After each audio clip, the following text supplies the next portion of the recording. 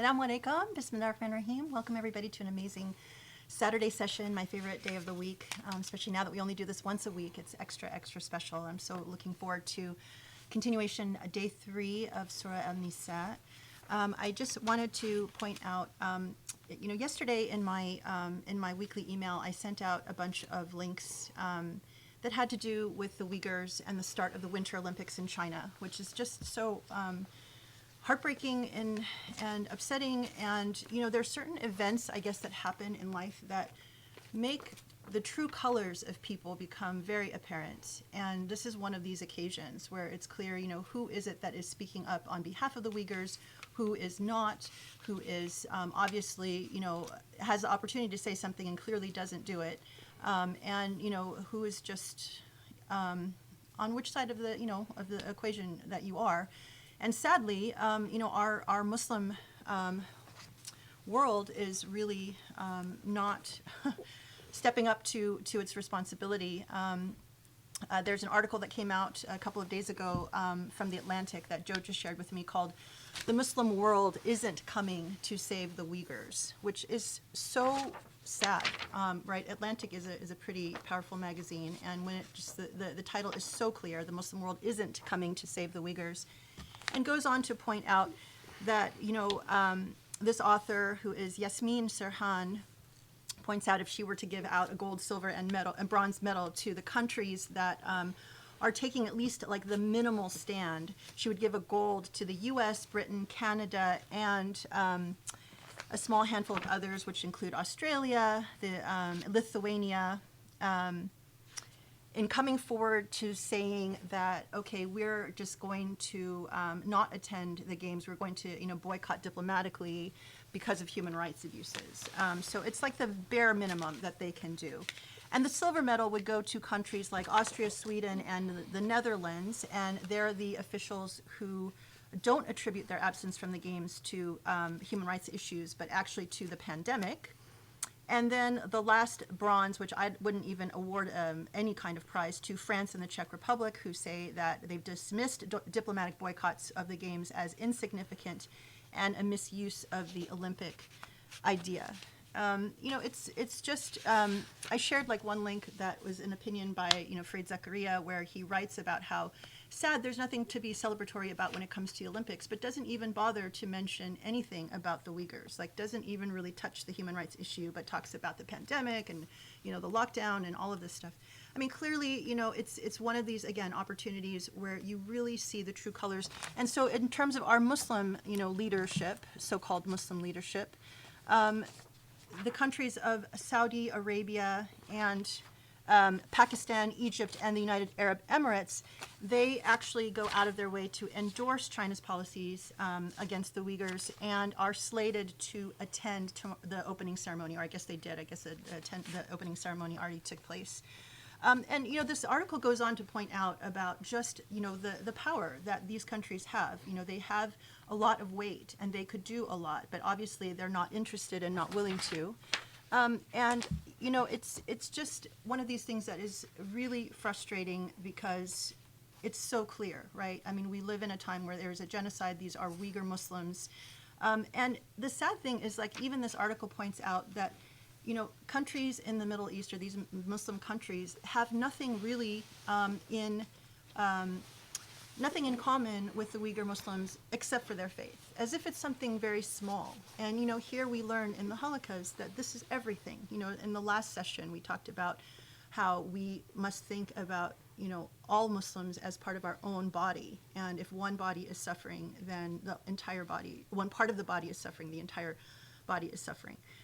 It's hard to say much except to just be utterly disgusted, and to just want to lend support to people who are out there on the front lines doing a lot of work that can help. I obviously, like, us as individuals, it's frustrating and it's heartbreaking that we feel we can't really do anything, but the minimal that we can do is support organizations like the Uyghur Human Rights Project, for example. And I was so happy to see that actually after I sent out my email, I didn't know this, they were just nominated for the Nobel Peace Prize because of their work in support of the Uyghurs and bringing it to worldwide attention. So this is an incredible group that, you can find them online. It's Uyghur Human Rights Project, uhrp.org. And it's easy to donate and, get behind the work that they're doing. So hopefully we can at least make some kind of difference. And I guess I would just say that I was sort of happy, I guess, I don't know, a little bit pleased by this other article that I came across, which is, you see that God communicates in so many different ways, and clearly God is not helping the Olympics in China. They are relying, it's the Winter Olympics, so a lot of the stuff happens on snow, and because there is no snow, they are now 100% reliant on artificial snow, which, is extremely expensive, it's extremely energy intensive, water intensive, and apparently there's an extreme drought happening in that area. So it's going to cost them a lot of money to have these games, but it's, again, another horrible indication of where we are climate change wise, because by creating artificial snow, they have to, this was an interesting statistic, they have to come up with 1.2 million cubic meters of snow to cover roughly 800,000 square meters of competition area. What this estimate comes to is an estimate of 49 million gallons of water to produce the needed snow. And when that's, it's horrific when you think about, how rapidly the world is running out of fresh water. This is enough to fill 3,600 average backyard swimming pools, or more to the point, it's a day's worth of drinking water for nearly 100 million people. So that is just absolutely stunning. And so it's a dangerous precedent because, because of climate change, artificial snow is needed more and more around the world, not just in China, but all of these things that just because we can do them doesn't mean that we should do them, and they're just further indication that this, everything is just wrong. But so just, so people are not forgetting about the plight of the Uyghurs, I hope that, we can continue to at least highlight these stories, try to make it apparent to people who, obviously don't want to talk about it, and, exert some pressure, I think, for us, especially in these halakas. You become so sensitized to these sorts of injustices that you feel you just have to speak out, you have to do something, however small. And if nothing else, just, pray for the Uyghurs and hope that things can change. And anyway, I'm so excited. These halakas have been such a lifeline for me personally, and for people who write to me, and they say that, with all of the craziness in the world, all of the injustice, it's really incredible to come back at least even once a week to touch base with, what is it that God really wants from us? What are we learning? And to feel like, I think people are so used to compartmentalizing things. When we come here, we bring them together, and it's, it's not like Islam can be lived on certain days of the week or certain hours of the week. But when you start to feel things all mesh together, you start feeling like a whole person, and then you feel a lot more energized to fight for causes like this. And I hope that other people are feeling the same way that I am, and that this cause becomes your own, inshallah. So thank you for joining us. I'm so excited for another session, and look forward to some more incredible insights, inshallah. Bismillah ar-Rahman ar-Rahim. Alhamdulillahi Rabbil Alameen wa subhanallah al-Ali al-Azim. اللهم صل وسلم وبارك على محمد وعلى آله الطيبين وعلى أصحابه المهتدين وعلى من اتبعوا بإحسان إلى يوم الدين.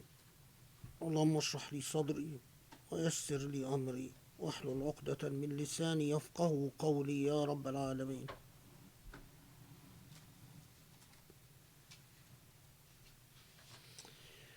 Subhanallah, that we are doing Surah Nisa at this time. The message of Surah Nisa is so clear that to be a Muslim, it is a moral commitment a moral and a principled commitment to stand against istidaf, which in the language of the moment we live in, is to stand against disempowerment.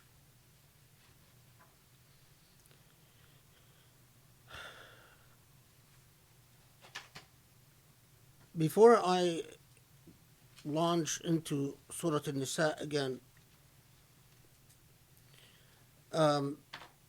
as this is, I'm just recording this for sake of history. I mean, I'm not even necessarily speaking to the people that are with me right now.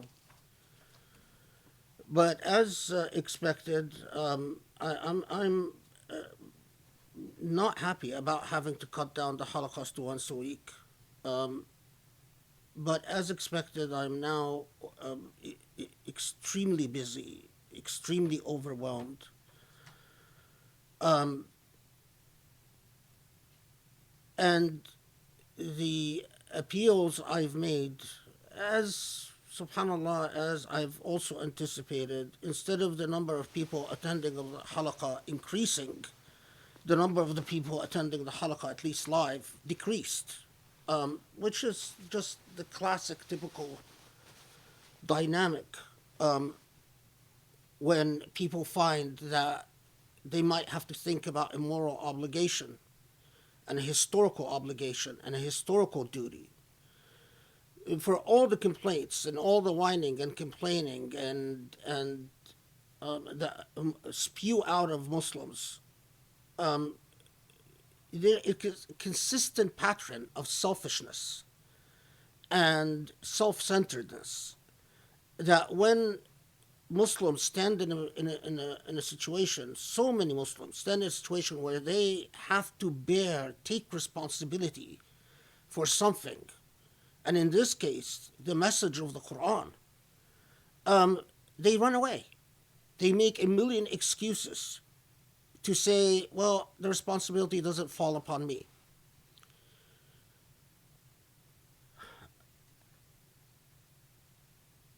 SubhanAllah, the entire message of Surah Al-Baqarah is that it is all about how you handle moral responsibility. That there are no entitlements. Allah is not going to come to your aid if you don't deserve that aid. There are no blessings that are going to befall you just because of your dua. That it is all about a commitment to moral action. Indeed, the entire meaning of shukr, the entire meaning of gratitude, is that you use what Allah has given you for the moral purposes that Allah has defined. The entire meaning of shukr, the entire meaning of gratitude, is that you use what Allah has given you for the moral purposes that Allah has defined. Shukr is not prayer, is not fasting, it is not saying Alhamdulillah.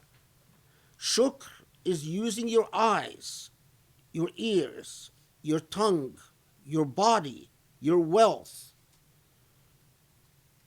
to serve the moral objectives that Allah demands that you serve. And the moral objectives, at their core, are intuitively known to us. Equity, truth, justice, resisting oppression. The theme of Surah Nisa, removing oppression in all its forms, but even at a very minimal core basis, to support the message of the Quran.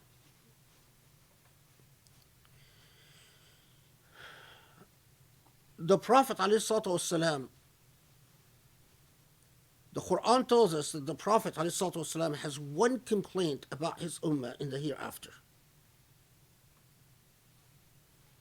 اتخذوا هذا Quran mahjura, that they've neglected the message of the Quran. If Allah tells us that the Prophet ﷺ, that is the Prophet's complaint in the hereafter, a priori you think, am I going to be in the camp of those that the Prophet complains about? Or in the camp of the minority that the Prophet says, well, this person doesn't fall in that category. Someone who's ignored the Quran. And ignoring the Quran, or not ignoring the Quran, is not reading the Quran repeatedly again and again. If you read the Quran a million times, but it doesn't translate into shukr, into using what Allah has given you to serve the objectives that Allah has defined for you, then you're ignoring the Quran.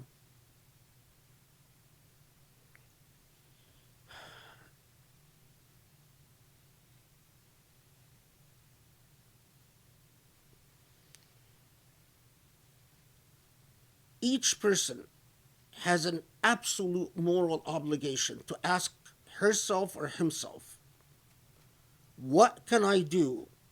Allah has put me in this situation, in this place, in this moment. Why Allah has put me here now, in the space I am in, at the time I am in, is something up to Allah. But what is your moral responsibility? And how can you serve that moral responsibility? Have you done everything that you can do?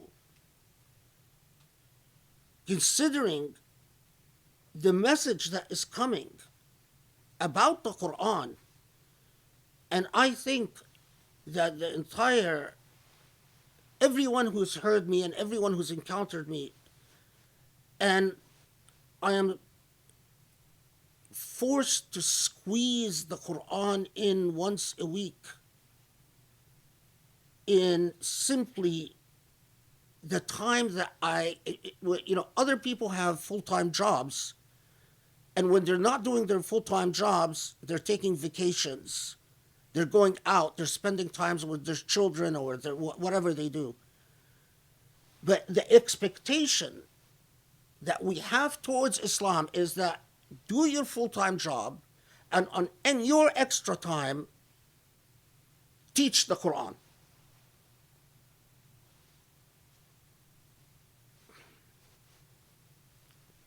It is obscene.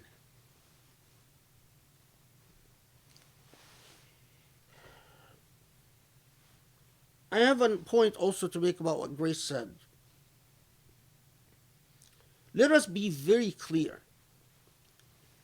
See how often the Quran talks about hypocrites and hypocrisy. See how often the Quran, including in Surah Nisa, which we will come to because the message is again there. The Quran parallels injustice and disempowerment and lack of shukr. Lack of shukr is not just simple ingratitude, but the deviance or deviating from the real message of using what Allah has given you to serve Allah's purposes. Every time Allah has given you money and you spend this money on things that Allah has not told you to, or Allah didn't define as proper venues for spending, you are engaging in an act of kufr, the opposite of shukr. Every time you spend the money in what Allah has defined for you, you are engaging in an act of shukr, not an act of kufr. Same thing was what you do with your knowledge. Same thing was what you do with your position. Same thing was what you do with your degrees, what you do with your prestige, what you do with everything that Allah has blessed you with. Do you engage in an act of kufr or do you engage in an act of shukr? Do you engage in an act of kufr or do you engage in an act of shukr? That is up to you. No one but Allah knows the full extent of what you do. No excuses are going to deceive anyone. No running away, no avoidance, no claims of, well, I'm busy, well, I have to take care of this, well, I have. None of it is going to work because there is complete and absolute transparency between you and Allah. So, look how often the Quran, in Surah Al-Baqarah, in Surah Al-Imran, in Surah Al-Nisa, focuses that part and parcel of those who claim to have Iman, they're hypocrites. Hypocrisy is embedded in their hearts. So let me be very clear.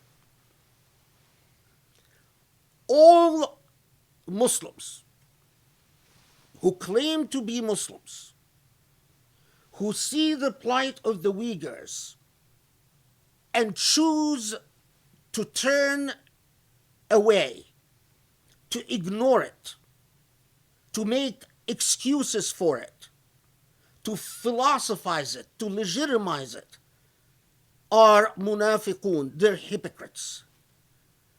All Muslims who are aware of plight of scholars sitting rotting in Saudi jails and who make the decision, well, I want to be able to go to Hajj, I'm just going to ignore that. All Muslims who ignore the atrocities taking place in Yemen. Just recently, the Saudis bombed a Yemeni school bus. The videos of the children, most of the children were killed, but the children who survived, the videos of their injuries is horrific. And yet there are plenty of Muslims who think that the Saudis bombing these children on that school bus doesn't affect in any way their decision to go to Hajj, to spend money in Saudi Arabia, their relationship to those who are allied to Saudi Arabia. You are hypocrites. You are munafiqun. All Muslims who can see what the Egyptians are doing to the people of Gaza, forcing Palestinians to live in a concentration camp, building a huge wall that separates between Egypt and Gaza, extorting enormous amount of money from these Palestinians living under oppression just to allow medicine and food, or just to allow a Gazan to leave Gaza to go to school. You have to bribe Egyptian officials thousands and thousands of dollars. All those who know about the 60,000, up from 60 to 100,000 Muslims rotting in Egyptian prisons, who know about the massacre of Rabaa, and sit there and say, well, I don't have a problem with Sisi. You are munafiqun. You are hypocrites. The way I think it is time any Muslim, all those who know about Hindus raping Indian women, it has now become a systematic pattern. Hindu men brag about, they first announce who they're going, the Muslim woman they're going to target on social media. Then they target the Muslim woman, and often she is raped in a gang rape by a gang. And the rape is filmed and then posted on websites like motherless.com until perhaps the site gets noticed and takes down the video. But some of videos are never taken down. And all of this takes place in social media. And yet there are plenty of Muslims all around the world who are more than happy to ignore all of that and pretend it is not happening. It doesn't affect the way they feel about the Emirat. It doesn't affect the way they feel about Saudi Arabia.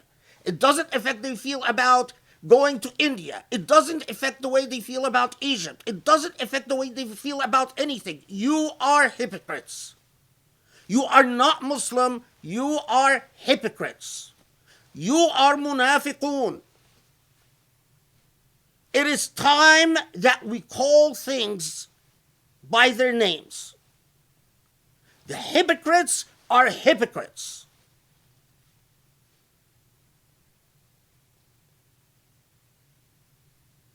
Has anyone doubted the authenticity of the hadith that Muslims are but a single body has reached the level of tawatur? Tawatur, it is actually a level of tawatur equal to the Quran itself. Meaning, there is very little doubt that the Prophet actually said it. What do you do with that?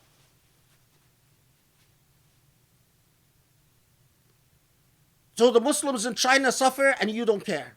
The Muslims in India suffer and you don't care. The Muslims in Saudi Arabia suffer and you don't care. Muslims in Yemen suffer and you don't care. The Muslims in Burma suffer and you don't care. The Muslims in Libya suffer and you don't care. The Muslims in Yemen suffer and you don't care. In what way are you a Muslim? You are anchored in hypocrisy. I don't care how many times you say salat and taslim. I don't care how many times you say tasbih and tahmid. I don't care about what turban you put on your head. I don't care about the length of your beard. I don't care about the form of your gown. I don't care about any of it. You are a hypocrite. We are not going to move forward.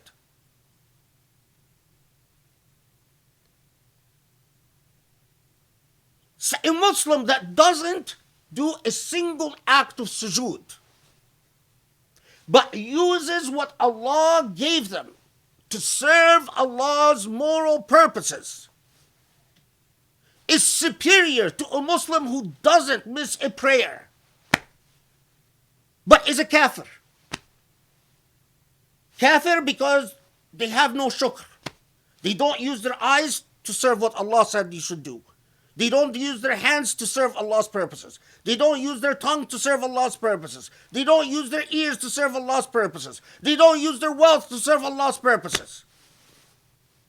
They're a kafir. Kufr ni'mah.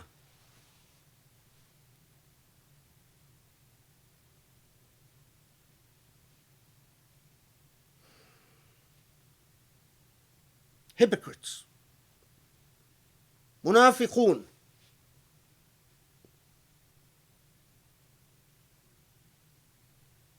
It is the true pandemic of the Muslim world. Hypocrisy. The true pandemic of the Muslim world.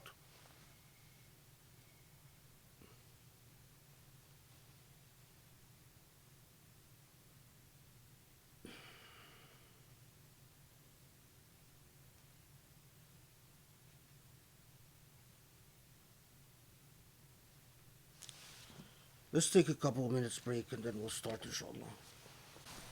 Bismillah ar-Rahman ar-Rahim.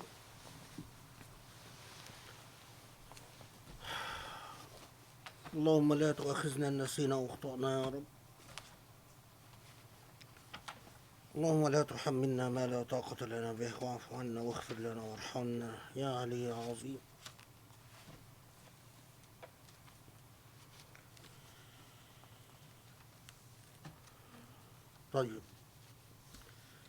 So, just a quick recap before we continue on. Sharif says that I stopped at around ayah 30. We notice, again, just emphasizing that Surah Nisa opens up with this extremely powerful message, an egalitarian message, that you have all been created from nafs wahida, and that you have been created men and women. And we know that there is a social project, an actual real life issues that the Quran tackles head on. And we know that these real life issues had everything to do with the most disempowered elements in society. That in this culture, whether the culture of Mecca or the culture of Medina, most often inheritance was limited to the older sibling. All the inheritance would be centered in the older sibling. Of course, there's a considerable amount of diversity, and there are certain things that are uniform. What was uniform is that they would not allow women to inherit, and they would not allow males who were weak or ill or in some other way deficient to inherit, because if they could not fight, in other words, if they could not be recruited in battle, then they were disinherited. Also, when it came to dowries, the paying of dowries was a known practice, but it was always kept by the guardian. The dowry would go from the suitor to the guardian, and women were not allowed to keep their dowries. Other practices that reeked of disempowerment were the way the wealth of orphans was managed. And it was not unusual at all that you would, if among the practices, and I don't think I've talked a lot about that, but among the practices was that when it comes to orphans, often you would not allow them to marry, and you would hope to, by preventing them to marry, you're also preventing them from, you would refuse to give them their wealth and not allow them to marry, and not allowing them to marry, they would remain your charge. And you control their wealth by effectively controlling their fate. So they're not allowed to leave your home, they're not allowed to marry and form a family.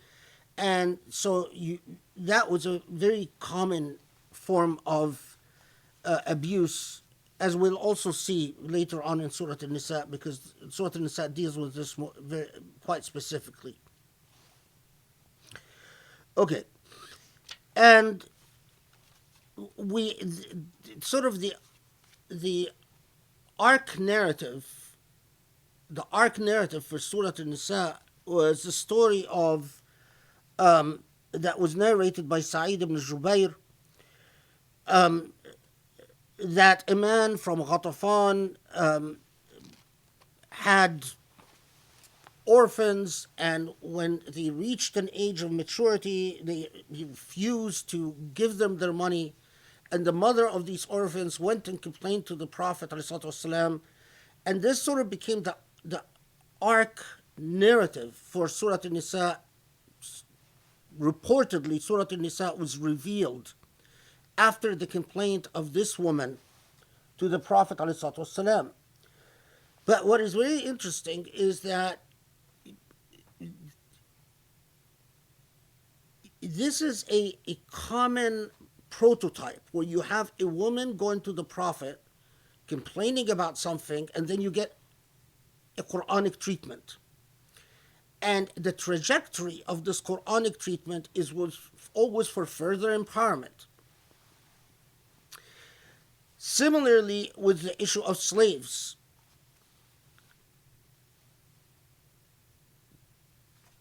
the practice of refusing to allow slaves to get married, so which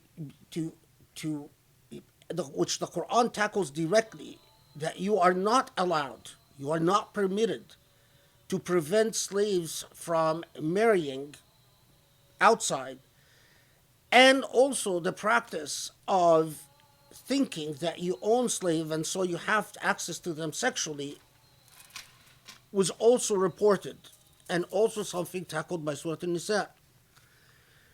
I forgot to mention last halaqah that in tafsir of al-Nasafi and tafsir of Abu Hayyan al-Tawhidi,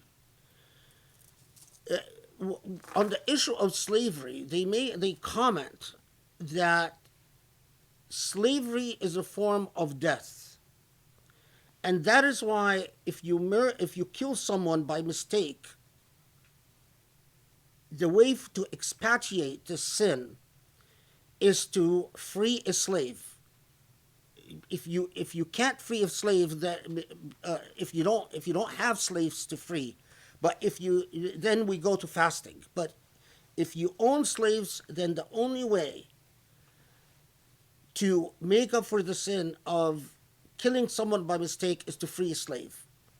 And if you can afford to, then you buy a slave and you free the slave. And Abu Hayyan and in both of these tafsirs say that they explain this law by saying that it is because slavery is a form of death, so because you've exterminated a life by mistake, the answer to that is to give life to someone by freeing them. Which, when you look at the collective narratives like this, or narratives which, when a companion explains what Islam is about, and says what Islam did is to come to take people from ibadat al-bashar, to worshipping human beings, or to ibadat Allah, to worshipping Allah. The fact that historically, the historical practice, and this needs a little bit of intellectual maturity to understand, slavery was a widespread, endemic social institution. It had many forms and shapes.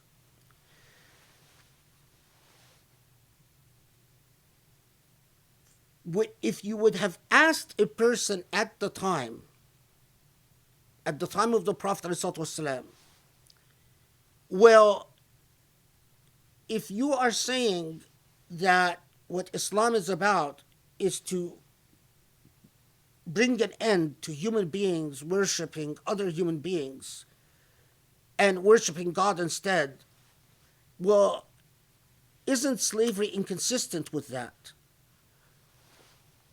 I am willing to bet anything their response would have been, well, it depends on what type of treatment you are affording the slave. Do you allow the slave to worship God? Do you require the slave to do more than what is reasonable?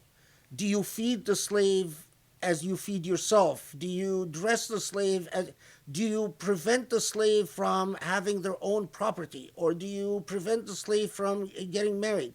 They would see it in terms of not the institution. That's a historical thinking. That's the way their minds worked. Not the institution, but the actual micro-mechanics, the microdynamics of the practice.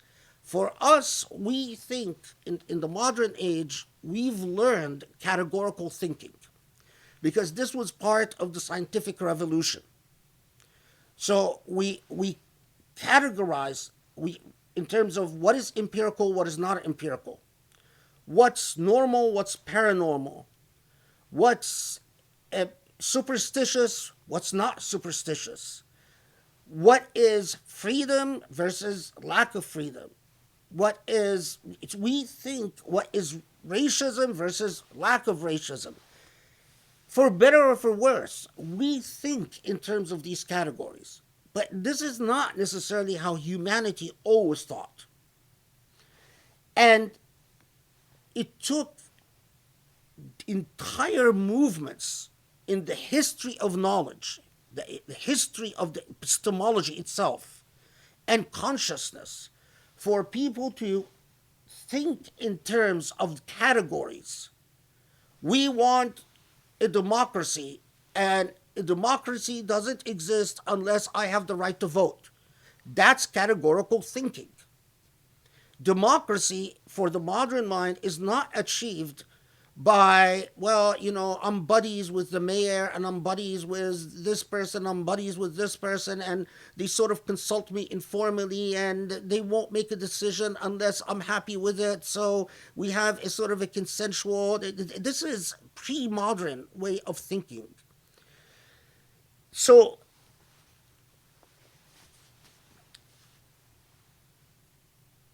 part of what is interesting in the way the Quran deals with istidaf is that it introduces this categorical thinking. It comes and says, no, it's not good enough that you promise that you are taking care of women. You have to give them the right to inherit. Which, as we will see, the mind of the time, the mind of Muslims at the time, resisted. Well, why? If I'm taking care of her and I'm, meeting all her needs, why does she need to share an inheritance? Even in matters of sexual promiscuity, when it came to slaves, the attitude was often, well, as long as I allow my slaves to have sexual relations, I have my slaves have boyfriends or girlfriends. Why do I need to give the slave the right to be married? Why? This Quranic reform was often in Islamic history poorly implemented because it was ahead of its time. Let me restate it. There's Quranic Islam, but there's also imperial Islam. If you look at things like what imperial Islam did about issues like slavery or about women, it is not often not just not realizing the Quranic potential, but sometimes even going opposite of the Quranic potential. Learn to differentiate between imperial Islam, meaning the discourses that were produced by legal specialists that were culturally a part of a world power, and the divine narrative of Allah subhanahu wa ta'ala in the Quran. Because they don't, sometimes there is a good match, sometimes, but quite often it's not.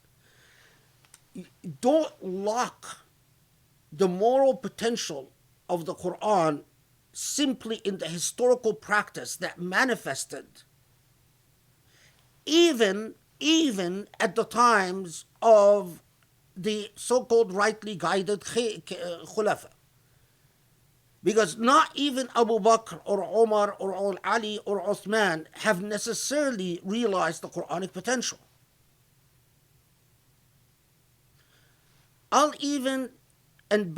This is something that people can disagree with me all they want. I mean, we can debate this or talk about it later. The Prophet followed Allah's Prophet narrated Allah's revelation. The Prophet was a historically embedded figure as a human being. Did the Prophet himself fully realize the Quranic potential as a human being? My answer to that, what proof do you have of that? So when someone comes to tell me, but the Prophet owned slaves, to me, even if true, so what? That doesn't prevent me from saying slavery is inconsistent with the morality of the Quran. Because the Prophet communicated the wahy, didn't intervene in the communication of the wahy at all. But the way that the Prophet interacted with the wahy, did the Prophet necessarily have full consciousness of the moral potential of the wahy? What proof do you have of that?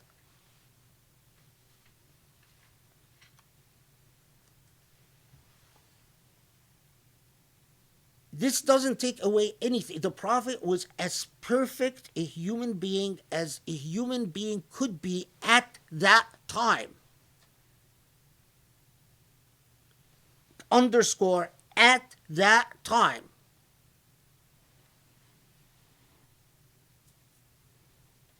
The moral potential that could be fulfilled at that historical period was embodied in the Prophet ﷺ. If the Prophet lived in our day and age, I am absolutely sure he would embody the moral potential of this day and age. And it would look very different than the moral potential of 1400 years ago. That is the problem with a lot of the segmented, myopic thinking of so many Muslims that do not bother understanding the beauty of the Prophet ﷺ, and that often the Prophet himself would be frustrated by the limits of his age. But that's another very big topic. Would embrace a position, but ultimately the embracing of a position evidenced a commitment to a trajectory rather than a fulfillment of a project. And you'll see, I'll give you examples from Surah Nisa of this, because then this becomes very important. So anyway, so we see Surah Nisa comes in and it tackles a variety of social practices that are unjust. And it comes and it says, here's the path that Allah wants to put you on. And the path, when it comes to orphans, when it comes to widows, when it comes to women in general, when it comes to men that are disempowered because of physical limitations, health limitations, sometimes other limitations. It, as we will see, it even comes and it forbids things like the castration of men, which was practiced with some slaves. So you see a clear pattern and practice of saying, and then it, as we will see, it comes and explicitly deals with the issue of istidaf, or the issue of disempowerment. Okay.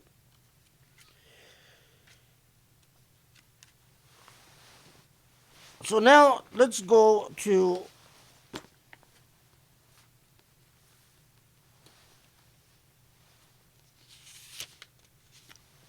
and of course we left off at 29, where Surah An-Nisa comes and says, all form of financial compulsion and oppression and exploitation It is not just usury. This is verse 29. Usury had been dealt with, but there still remained people who would take advantage of other people and say, well, it's consensual trade. And Surah An-Nisa, as we talked about last halaqah, comes in and says, no. Disempowering people, exploiting people under the guise of consensual trade is still wrong. And as we saw in 30, وَمَنْ يَفْعَلْ ذَلِكَ عِدْوَانًا وَظُلْمًا فَسَوْفَ نُصْلِيهِ نَارًا. This is quite scary. Those who exploit others, even if they tell themselves, well, I've done it consensually. If what you've done is ultimately a form of injustice and aggression, عِدْوَانًا وَظُلْمًا,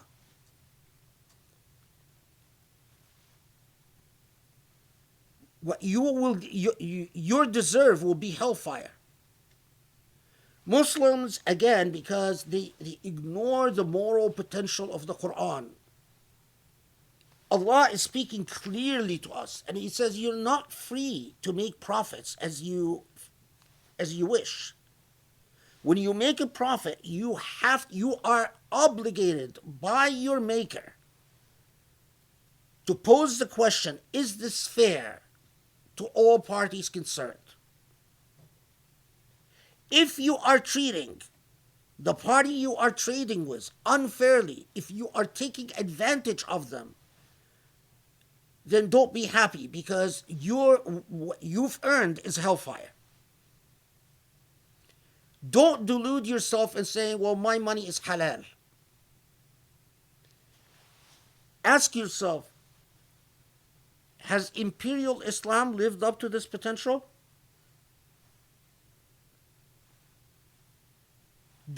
Are Muslims raised with the consciousness that you can't take, even a child, you can't take advantage of a fellow human being, even in your games, even in your dealings as a child? You are morally, Islamically obligated to always think of justice, even when you can get away with more. You can make far greater surplus than you can if you are being fair. It's a moral revolution. There's no book like the Quran. It's a moral revolution. And the narratives in the Musannafat, where merchants who were God-fearing, of course there were many merchants that would be encompassed by the Quranic description of munafiqun, of hypocrites, who didn't care. But there were merchants that would come to the Prophet ﷺ and said, after Surah An-Nisa, I am worried. I am making this much money. And the advice the Prophet would tell them is, safety is in disclosure. Go tell the other party that this thing that I bought from you, you've undervalued it. There's several narratives like that, where the Prophet ﷺ says, go tell the other party that you've actually undervalued what you're selling me. That's what a real shakir is. That's what a person of true taqwa would be. It's very different from the type of, all is fair. If you can make a killing, make a killing. A Muslim lives a fully morally conscientious life in every moment of their existence. Nothing is just, oh, well, this is my good fortune. Oh, well, I can get away with this. That is the antithesis of what a Muslim is.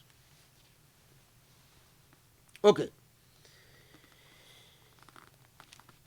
And interestingly, 31, وَإِن تَجْتَنِبُوا كَبَائِرَ مَا تُنْهَوْنَ عَنْهُ نُكَفِّرْ عَنْكُمْ سَيِّئَاتِكُمْ. 31, which tells you that, well, if as long as you avoid the kaba'ir. Oh, Huda's not here.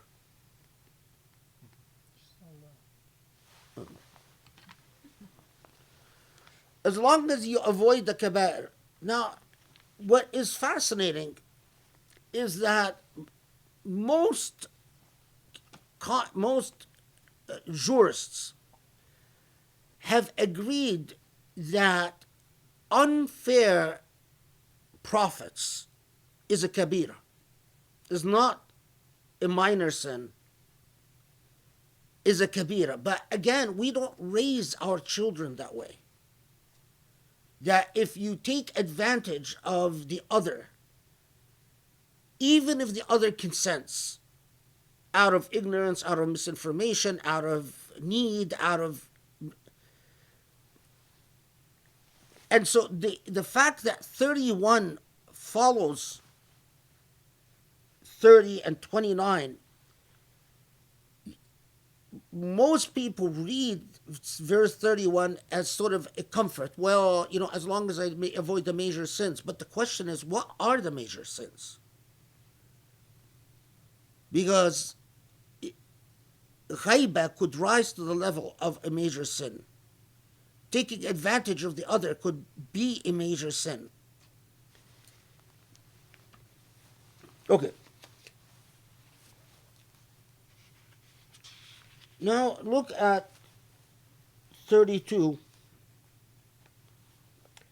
ولا تتمنوا ما فضل الله به بعضكم على بعض للرجال نصيب مما اكتسبوا وللنساء نصيب مما اكتسبن واسألوا الله من فضله إن الله كان بكل شيء عليما.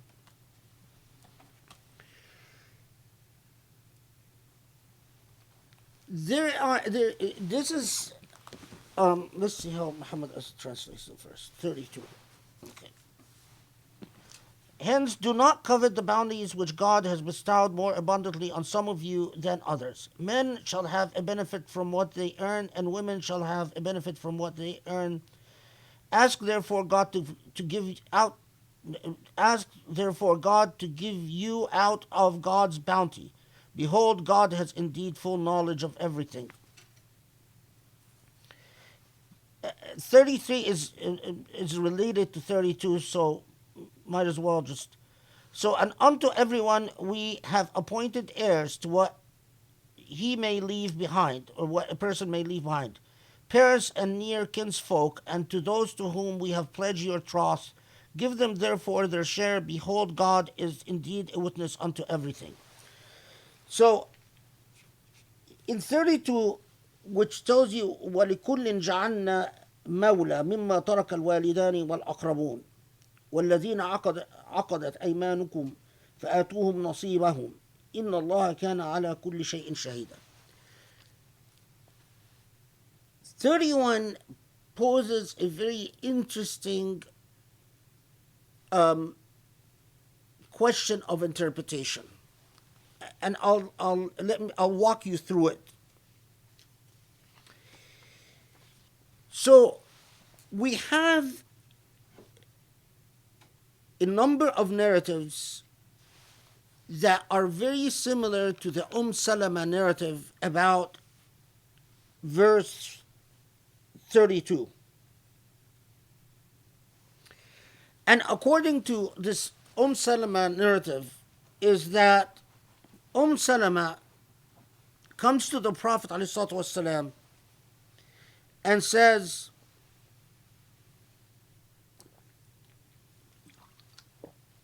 تغزو الرجال ولا نغزو. Men take part in war and we women don't. ولا نقاتل فنستشهد. And as a result, they have the opportunity to be martyred and we don't. We women don't. وإنما لنا نصف الميراث.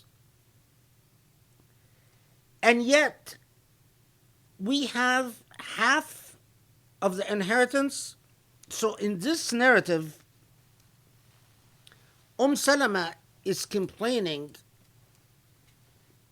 about the fact that men have an opportunity to gain martyrhood in battle, women don't, and yet, in addition to this opportunity, they also get more of a greater share of the inheritance, or double the share of inheritance. And then this is reported as the reason for the revelation of 32. Don't covet. So in other words, like 32 is coming and saying, to each of you God have made a share. Don't covet each other's shares. Don't look at what the other person has. So keep this in mind. So you have the first set of narratives all having that same theme, is that the reason that 32 is revealed is because a woman, most often it's reported that it's Salama, who is complaining about the fact that women inherit half of what men inherit. And so you can call it, let's just call it for convenience sake, the pro-feminist narrative. Okay, so Salama is acting like a feminist. She's saying, about that. So, and God responds to this by saying, well, quit that. Stop wanting what others have.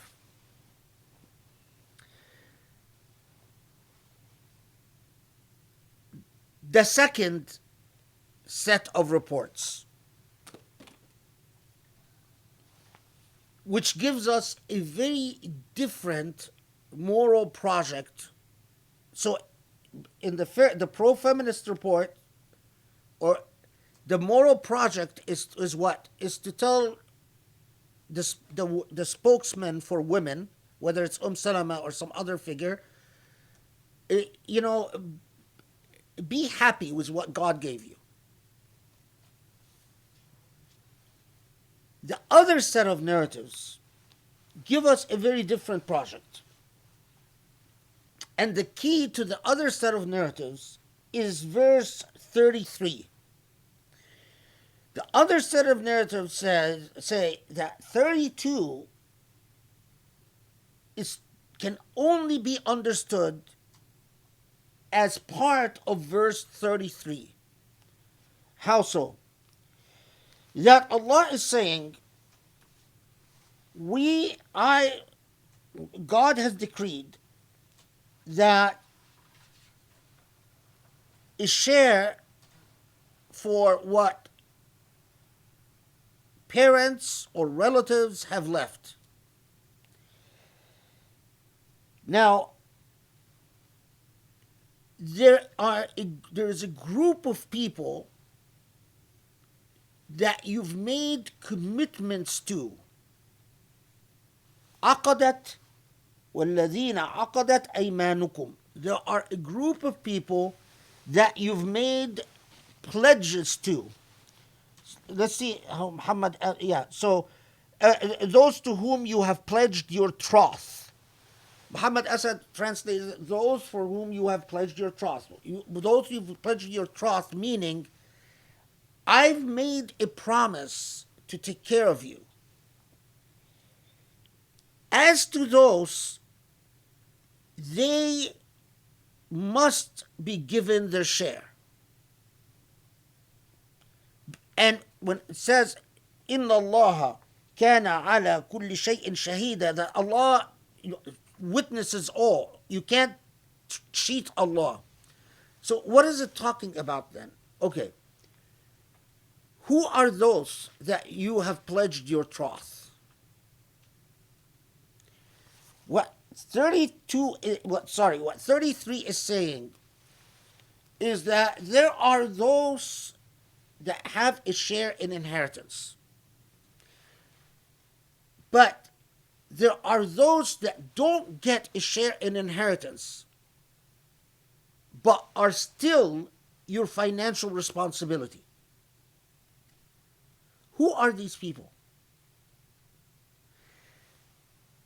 Well, a clear example would be someone that you say to, in your lifetime, I've promised if you go to school, I promise to pay your school fees. And then you die. And then the people who come and inherit say, we're not going to honor this promise. But wait, I was counting on this. Well, too bad. He's dead. You don't get a share of inheritance, and we're not going to honor it. So that would be a clear example. But here's the truly radical thing. It's not limited just to people that you've promised in this way. Go ahead, invest in this project, I've got your back. But then you die. That's not a part of the inheritance, but it's a pledge. People relied on this pledge. But remember the ayah that Aisha told us was ignored by Muslims? That those who are present at the time of the inheritance, who don't get a share, but are part of the household, they must be given a share. Because of the resistance to this ayah, people didn't want, who are these people? They are the people who live in your household, serve in your household, possibly even grow up in your household. But then you don't get a share of inheritance. Because of the resistance to the earlier ayah, Allah came back and again said, you can't forget these people. They don't get a share of inheritance, but they must be given a share. Allah doesn't specify the share, because how much? Well, it depends. It depends on how rich you are. But what Allah is underscoring is that those people who have lived and served in your household, or you've raised your niece, or you've raised your nephew, or they don't get, perhaps they don't get an inheritance share, but you can't ignore their needs. Pledge your trust. It is, again, a moral obligation. So how does this then affect the understanding of 32? Well, in this group of narratives, it is saying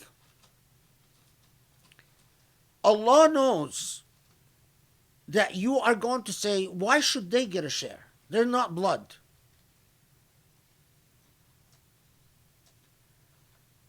Well, when Allah says, don't begrudge what Allah tells you to give others, it is not talking about putting women in their place. It is talking about your resistance, or the resistance of the people who are going to inherit you, the family members, of giving a poor servant boy or a poor servant girl who've lived with you for 20 years a part of the inheritance. Because Allah knows that you're going to say, well, why? Their employment has ended. The person they used to serve is dead now. For instance, I'll give you like a clear... I know if an Egyptian family, there's an orphan that it wasn't formally adopted in meaning that, but has been living with this family, and the patriarch, the father in this family, has paid, took the orphan in. The orphan is living in the household. The orphan is treated like one of the grandchildren. This orphan girl, eats with them, drinks with them, lives with them. The grandfather, the father of the family, enrolled the orphan in private school like the other children, and so on. But then when that father died, those who inherited said, we don't want to continue paying the private school fees. You are not formally a part of our family. Go get a job, and you know, your role ended. When I recited to them this verse, subhanAllah, there was only one sheikh that I've told him to talk to, who told him, yes, this is precisely what the ayah is talking about. You can't simply take your shares of the inheritance and tell this poor orphan girl, okay, hard luck, goodbye. But the sad thing is that it was so alien to them because that's not the way they were raised. When they first heard this ayah from me, the immediate reaction of the oldest kid who had somewhat of a religious education, not much, but somewhat, is, oh no, what are you talking about? This is talking about women. Don't begrudge the fact that men inherit more than you in some situations. And of course, I'm not going to sit there and give him a lecture and say, well, this is the first school and there's the other school, you know. But I said, well, talk to Sheikh such and such. He'll support what I said. I mean, but the sad reality is, you know, as far as I know, they didn't give that poor girl money. And she did have to drop out of private school. I mean, anyway, but this is precisely the immoral situation that the Quran was confronting. I have to tell you that there are a third set of narratives that tell you that what this ayah is talking about is that, which is not inconsistent with the second school, but it's a further amendment to the second school, if you will, that initially when the muhajirun, the migrants from Mecca, arrived in Ansar, the Prophet ﷺ akha bayna al-muhajirin wal-ansar, that the Prophet said, okay, you know, coupled families together as brethren and sisters. And initially, the pledge between these families, a family of migrants with a family of Medinians who took care of the migrants, is that they inherit from each other. Then Allah came and said, no, inheritance must be according to blood, not according to the mu'akha, not according to the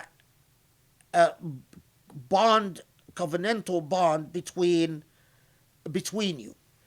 And that third school said, well, what this ayah is talking about is that if you've made a pledge, that pledge ought to be honored between the Ansar and the Muhajirun. There are a lot of problems with this, with the third school, and that's why I put it as just so you know, because you could run into someone who says, oh no, you know, this has to do with the Muhajirun and Ansar. It has nothing to do with people that grow up in your household or whatnot. And of course, that's just out of ignorance.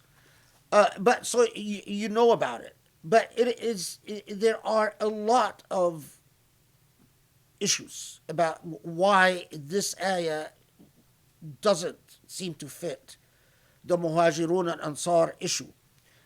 But notice here that you have the same Quranic narrative, and there were the historical evidence has reports that tell us that this ayah was a way to tell women quit, to control or to mitigate the ambitions of women. This is the Salama report. Or other narratives that come and say, no, it's not about mitigating the ambitions of women. It is about the rights of people who are disempowered because they are disinherited, but they rely on a moral pledge anyway. You come and you look at the chain of transmissions, and you have a very hard time deciding which has the stronger chain of transmission. There are isnads, chain of transmission, that support the control women narrative, and those who they empower the disinherited narrative. In terms of the isnads, you could go either way.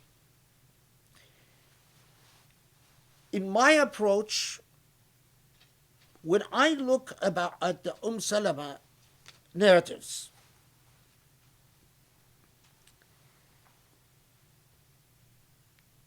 it strikes me as historically suspicious. Why is it historically suspicious? One, because of what I know about the history of patriarchy, is that men often were unhappy with the way that the Quran empowered women, and that there was a very active movement in inventing traditions that would try to neutralize what the Quran was doing when it came to women. And how do I know that there was a very active tradition? Is because a lot of these traditions, the control your women traditions, are reported in the Musannafat of Ibn Abi Shayba and Abdul Razzaq as initially traditions that are munqata and munqata, that they are reported as the opinion of a companion of the Prophet or a successor of the Prophet, a tabi'i, not as something that happened with the Prophet or that the Prophet said. But then it is reported in the books of hadith as a marfu', that suddenly it's that what was initially is 2 centuries ago or a century ago was reported as the opinion of a successor or a companion is now being reported as something that happened with the Prophet and his wives. To me, that is very suspicious. And that, especially what I know about the politics, gender politics of the time. And that the other thing that is suspicious, look at the report that men have an opportunity to be martyred. Well, notice here the brilliance of this report of flipping things on its head, right? The reason women in pre-Islamic Arabia did not inherit is because they didn't take part in war. But this report sort of flips the argument on its head. It's now saying, well,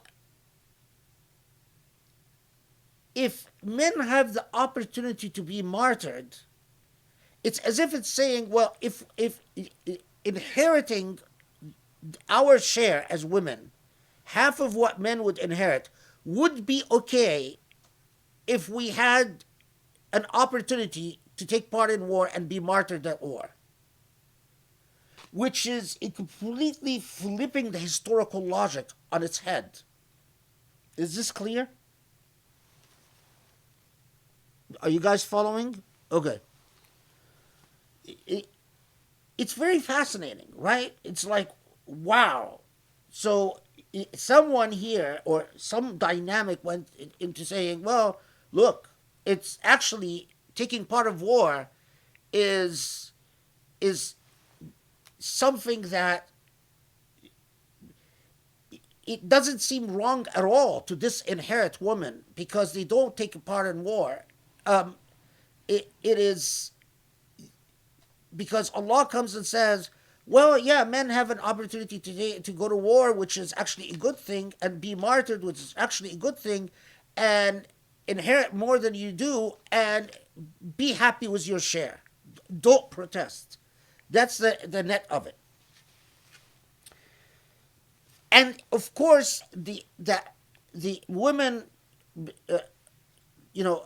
mind your status type narrative would then deconstruct the entitlement of dependents who are disinherited, or not disinherited, but don't have a share in the inheritance. In other words, if you accept the Salama reports, then those people who lived in your household relied on, with dependents in every way, don't have a share, don't get anything, and which undermines the social project of Surah An-Nisa. Because we see that there were many situations where there's ghulam, the ghulman that would grow up. They might have a mother and father, but they're extremely poor, and they lived serving like Anas ibn Malik, who was a dependent of the Prophet, lived serving the Prophet until the Prophet ﷺ died. The Prophet didn't leave anything behind.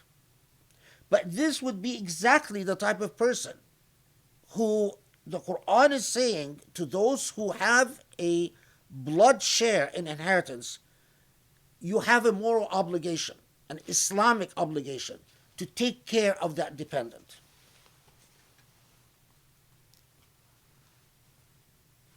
Okay. Now,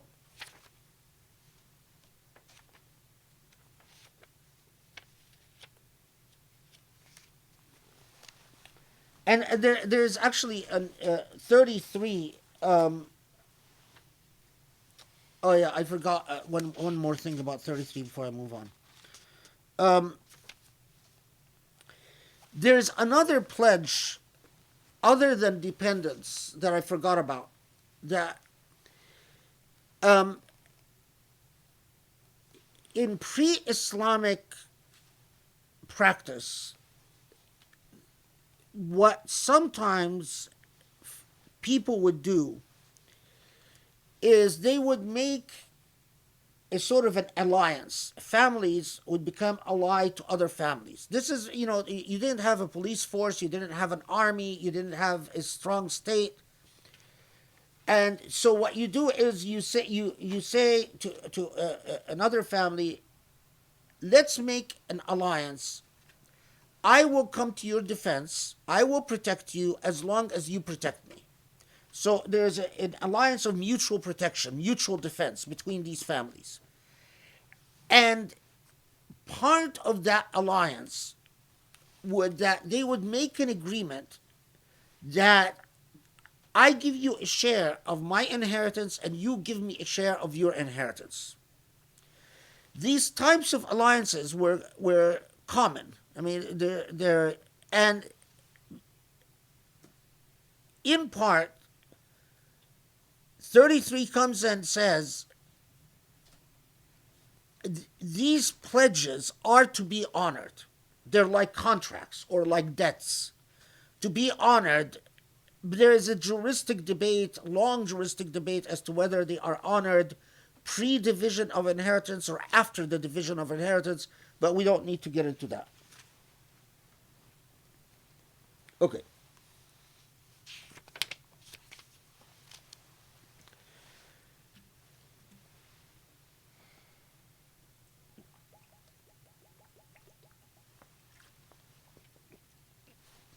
Then we get to 34. The very famous ayah in Surah An-Nisa, made famous in big measure by the Islamophobes.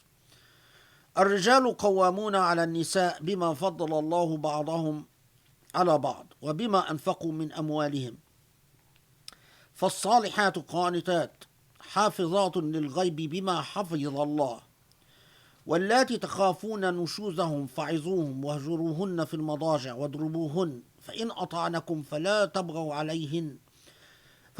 عليهن سبيلا إن الله كان عليا كبيرا.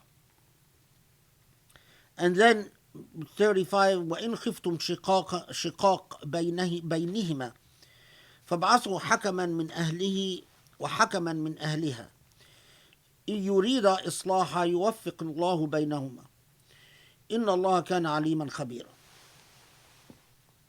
So let's see how Muhammad Asad translates it. الرجال قوامون على النساء. Men shall take care of women with the bounties which God has bestowed more abundantly on the former than on the later, and with what they may spend out of their possessions. And the righteous women are truly devout ones who guard the intimacy which God has ordained to be guarded. And for those women whose ill will, this is Muhammad Asad's translation, whose ill will you have reason to fear, admonish them first, then leave them alone in bed, then beat them. And if thereupon they pay you heed, do not seek to harm them. Behold, God is indeed the Most High, great. 35. And if you have reason to fear that a breach might occur between a married couple, appoint an arbiter from among his people and an arbiter from among her people. If they both want to set things aright, God may bring about their reconciliation. Behold, God is indeed all-knowing and aware. So you have a number of issues that come up with verse 34. The first is actually much easier than a lot of people seem to think. الرجال قوامون على النساء. What is noteworthy about this is a qiyamah, which comes from the word qa'im. Doesn't mean they control women, doesn't mean they have authority over women. It doesn't mean they're entitled to obedience. The only thing it means is that they are caretakers of women. And they are caretakers, and the fact that the Quran then conditions it with a reason why. Why are they caretakers? If you say, أنا قائم على الأمر, meaning I take care of this matter. If you say, أنا قائم على راحتك, I serve your comfort. The idea of a qiwama is the idea of taking care of something. But why? It is بما أنفقوا بما فضل الله بعضهم على بعض. أولا, by the physical attributes that were given. So the reason that men are charged with protecting, making sure that women at that time are not abducted, are not sexually assaulted, are not sexually harassed, is because men, it's a male-dominated society in which men have physical strength. So you have an obligation to make sure that your sister is not sexually harassed, that your wife is not sexually harassed, that your mother is not sexually harassed. In a society in which there is no police, no army, in which, every day the desert is open space, it is clear that men have an obligation. You cannot ever shrug that obligation. If your sister, your mother, your wife needs your help, your niece, your nephew, your neighbor needs your help for protection, you have to protect. It is not, as patriarchy has done and took qiwama, as you see in a lot of books that then tell you, what it means is the right to be obeyed. Nothing in qiwama implies that. And what is truly remarkable about the Quranic text is that it comes and says, Bima faddal Allah, So if physical strength is not there, then the logic of qawama doesn't hold. And bima anfaqu. And because men had the presumptive financial obligation. So that means if my wife has the health and I don't, and my wife has the earning potential and I don't, in my case, my wife is a qayyim on me for me. She is my caretaker. It's not the opposite. Again, history. What the Islamophobes will always ignore is that they translated what the Bible says about what women owe their husbands. They translated it and retranslated it and retranslated it and retranslated it to fudge the fact that the Bible, in the original Greek and Latin, obligates a woman to be towards her husband like a slave is towards his master.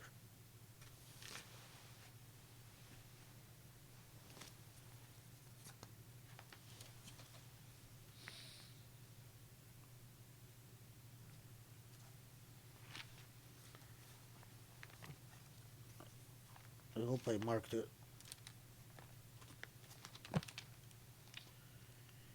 I didn't, sorry, oh man, I didn't mark it. But in one of the khutbahs, I actually read from the Bible the passage in which Paul, the famous Paul, says to women, you women, towards your husbands, you have to be silent in the presence of men, and don't open your mouth, and women are vis-a-vis their husbands like slaves towards their masters. And so on. And the way, even the King James Version of the Bible, which still maintains some fidelity, or far greater fidelity to the original than all the modern Protestant translations. But if you just go and you get copies of the Bible published from King James to published in the 1930s to the 1950s, 1960s, 1970s, 1980s, and track the way that simple passage has been translated and retranslated and retranslated, as with every translation, you can tell the apologetics in changing the wording so that instead of obey your husbands, it becomes love your husbands. You have an obligation to love your husbands the way that you love Jesus, and so on. But the Islamophobes also ignore, and for some reason I marked this, but I didn't mark the other one. I read a passage in a khutbah, and maybe I was thinking, well, I've talked about it in a khutbah, so what's the point? But notice, like in Deuteronomy, it says, when you go to war against your enemies and the Lord your God delivers them in your hands, meaning you defeat your enemies, and you take captives, if you notice among the captives a beautiful woman and you are attracted to her, you may take her. In this modern translation of the Bible, the Study Bible by the New International Version, it says, and you are attracted to her, you may take her as your wife. Bring her unto your home and have her shave her head, trim her nails, and put aside the clothes she is wearing when captured. After she has lived in your house and mourned her father and mother for a full month, then you may go to her and be her husband, and she shall be your wife. If you are not pleased with her, let her go wherever she wishes.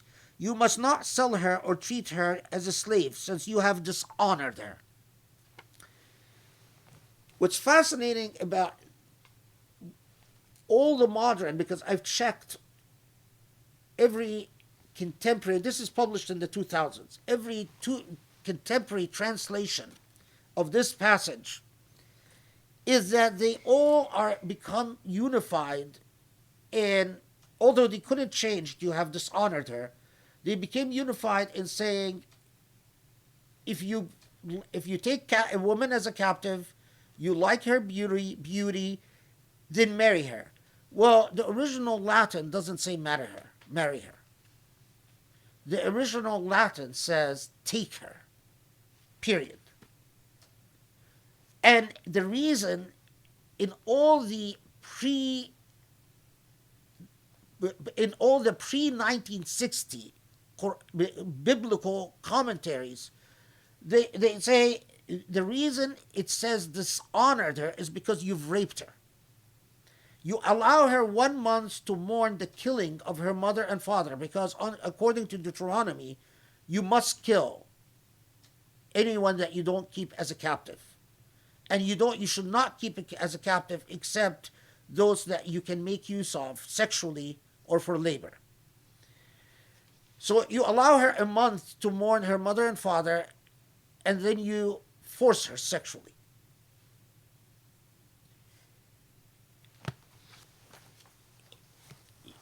My point is the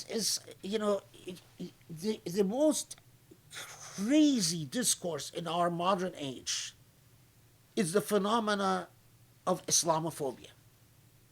Because every Islamophobe lives in a complete act of dishonesty about self. Anything they point at when it comes to Islam and accuse Islam of, they have within their tradition tenfold, if not more. Not a single issue. Okay, so what is actually remarkable, the biblical narrative is not remarkable. Religious texts for centuries, up to the modern age, have always told women, your role is to serve men and obey men. That is not at all remarkable. What is actually remarkable about the Quranic text is that there is no hint in the Quranic text about women obey your men. And we'll come to فَإِنْ أَطَعْنَكُمْ in a second. That's one. Second is that qawama is conditioned on ability.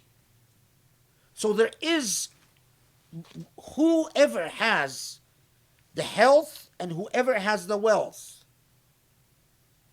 has the obligation of qawama. Even pre-modern jurists, when they talked about the example of a husband who is blind marrying a wealthy woman, even medieval jurists had to concede that in this case the qawama belongs to the woman, because the husband suffers a physical handicap and incapacity and is not the owner of wealth. But qawama didn't really matter in this situation, and this is where they say, yes, she has qawama, but she doesn't have the right to obedience. Well, you've got to be consistent. Either qawama means obedience or it doesn't mean obedience. You can't switch it, whether it's with men or women. But qawama in linguistically has nothing to do with obedience. It simply has an obligation of caretaking. Okay. Now, the second thing. So, notice here. فَالصَّالِحَاتِ قَانِتَاتِ حَافِظَاتٌ لِلْغَيْبِ بِمَا حَفِظَ اللَّهِ. So, moral women are not women who are accountable to men, because this was a revolution in itself, are women who are accountable to God. قانتات حافظات للغيب بما حفظ الله. Now, in books of patriarchal, misogynistic books of jurisprudence, of course, Imperial Islam, they'll say things like, well, what it's talking about is that if the man is absent from the home, you don't let anyone into his house, you don't spend his money, you don't, misuse any of his property. That's all interpretive material. That is not the Quranic Islam. Bima hafiz Allah. The language is very clear. It is, these women are moral not because they hold themselves accountable to men, husband or father or whatever, but because they hold themselves accountable to Allah. Now, then we come, وَاللَّاتِي تَخَافُونَ نُشُوزَهُنْ. Then we come to the issue of nushuz. And if you have a woman who is in this category, who is in ashes, then it talks about three things, right? Advise them, فَعِزُوهُنْ وَهْجُرُوهُنَّ فِي الْمَضَاجِعِ, and separate from their marital bed and beat them. Some modern Quranic commentators, uncomfortable with the idea of beat them, said, well, فَضْرِبُوهُنْ. In Arabic you say ضَرَبْتُ فِي الطَّرِيقِ. ضَرَبْتُ فِي الطَّرِيقِ means I started traversing the road, or I've started traveling on the road. Or even you say ضرب الفحل البقرة, the ox, the ox, like had intercourse with the cow. So here the word daraba means to have sex, or not sex, but to impregnate. And or daraba means to travel on the road.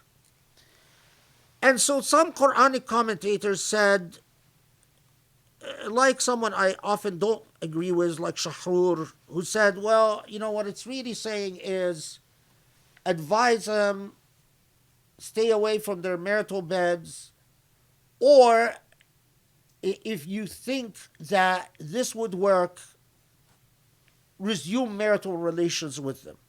And so they understood فَضْرِبُوهُنْ not to mean so hit them, but means copulate with them, come together with them. Incidentally, before I forget, there is a very good book that was published. The entire book is about this verse. And it's a virtually unknown book, but the author sent it to me and I read it and I was very impressed. The book is called The Most Controversial Quranic Verse. Why 434 Does Not Promote Violence Against Women, by John Andrew Morrow. This is the book by John Andrew Morrow. It's a very thorough study on the verse. The other book that also appeared, I actually wrote the preface to this book, or the foreword to this book, but it's a very good book, and it does a very good job with this verse. Is by Lina El-Ali. The book is called No Truth Without Beauty, God, the Quran, and Women's Rights. She's a lawyer, but a very impressive piece of work. And also her treatment of this verse.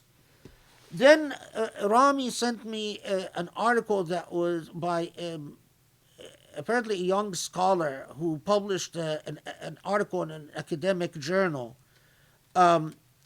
which argues something similar to what I've argued years ago in my book, The Search for Beauty in Islam. First, before I tell you what this fellow argues and what I argue and what I believe is going on with this verse, let me tell you why it was taken to mean if you have a woman who is in ashes, and there's a question of what ashes means, then advise her, punish her by not sleeping with her or hit her.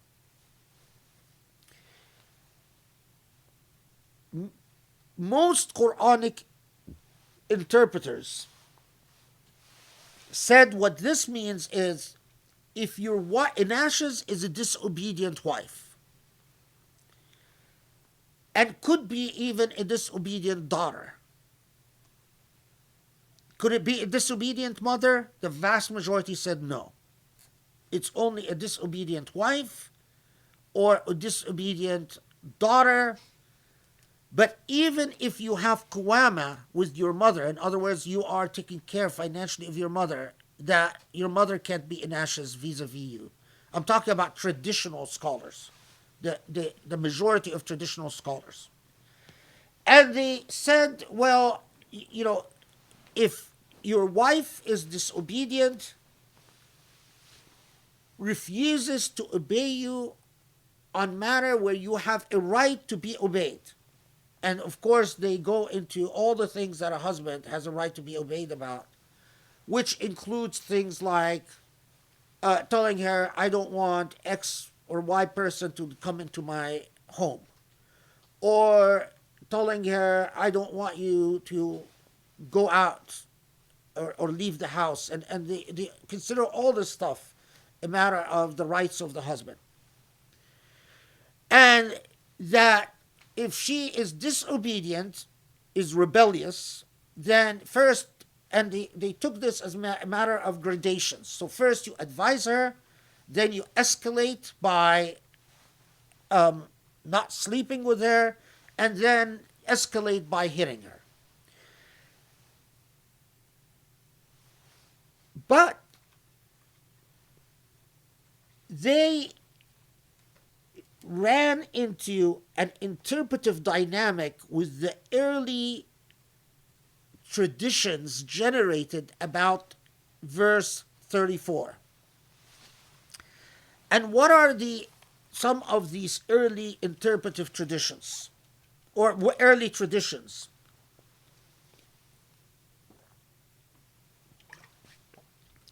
The most famous of which is the so-called tradition of Sa'd bin Rabi'a, or Sa'd bin al-Rabi'a.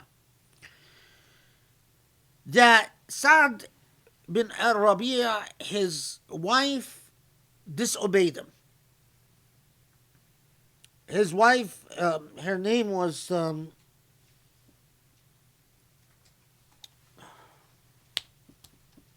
Habiba bin Zayd. So Habiba bin Zayd disobeyed him about something, and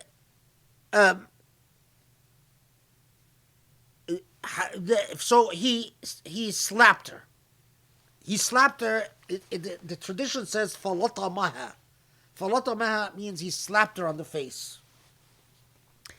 So according to this tradition, she goes and she complains to the Prophet ﷺ.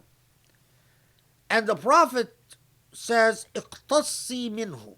Iqtassi minhu means slap him back. Same way he slapped you, slap him. Then this verse was revealed, and the Prophet says, he calls her back and he says, no, you can't slap him back, because I wanted something and Allah wanted something else. What is the import of this tradition?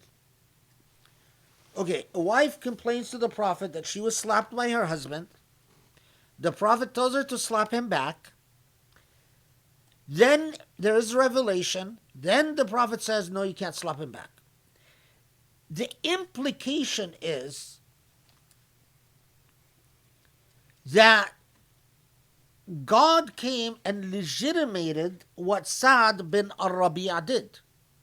That God came and said, فَضْرِبُوهُنْ, and if it is true that this verse was revealed because of this incident, then slapping, then effectively she has no recourse. She has no legal cause against him, no legal complaint. So that is legitimating the act of violence committed by Sa'd bin al-Rabi'a. Because the Prophet said, I wanted something, but God wanted something else. There is a further narrative here.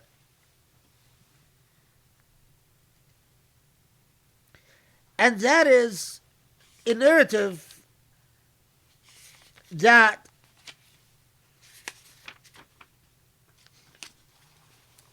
when verse 34 was revealed, a month later, up to 60 women came and complained to the Prophet that after the revelation of verse 34, that their husbands beat them. And upon which the Prophet ﷺ makes a statement that becomes very famous in the Islamic tradition, where he says, the worst of you are those who beat your women. That despite this verse, the worst of you are those who beat your women. And then, through a long set of, if we go into all the evidence, we'd end up talking about the equivalent of the size of this book. That then jurists, looking at the various pieces of evidence, said, well, so yes, the solution for a disobedient woman is hitting, but hitting is not the first choice, it is always the last choice. And when you hit, it cannot be something that causes humiliation, insult, or pain. And the famous legal opinion that many Muslims, I'm sure, heard of, that you hit her with a miswak. Miswak is like that little twig that you clean your teeth with, and that you strike her with it. Now, obviously, if you strike someone with a miswak, it's weird. Because it's like you're hitting someone with I don't know. It's not even a ruler. It doesn't hurt. It doesn't. I don't know if it would be an insult or it would be sort of comical. Right? You're angry and you're going around with this little thing trying to hit someone with it. And you can't strike the face and so on. But you notice, well, if you take this entire interpretive tradition, the original tradition, the tradition of Sa'd bin al-Rabi'a, he slapped his wife. And the answer of the Prophet reportedly is very interesting and historically very curious. Slap him back.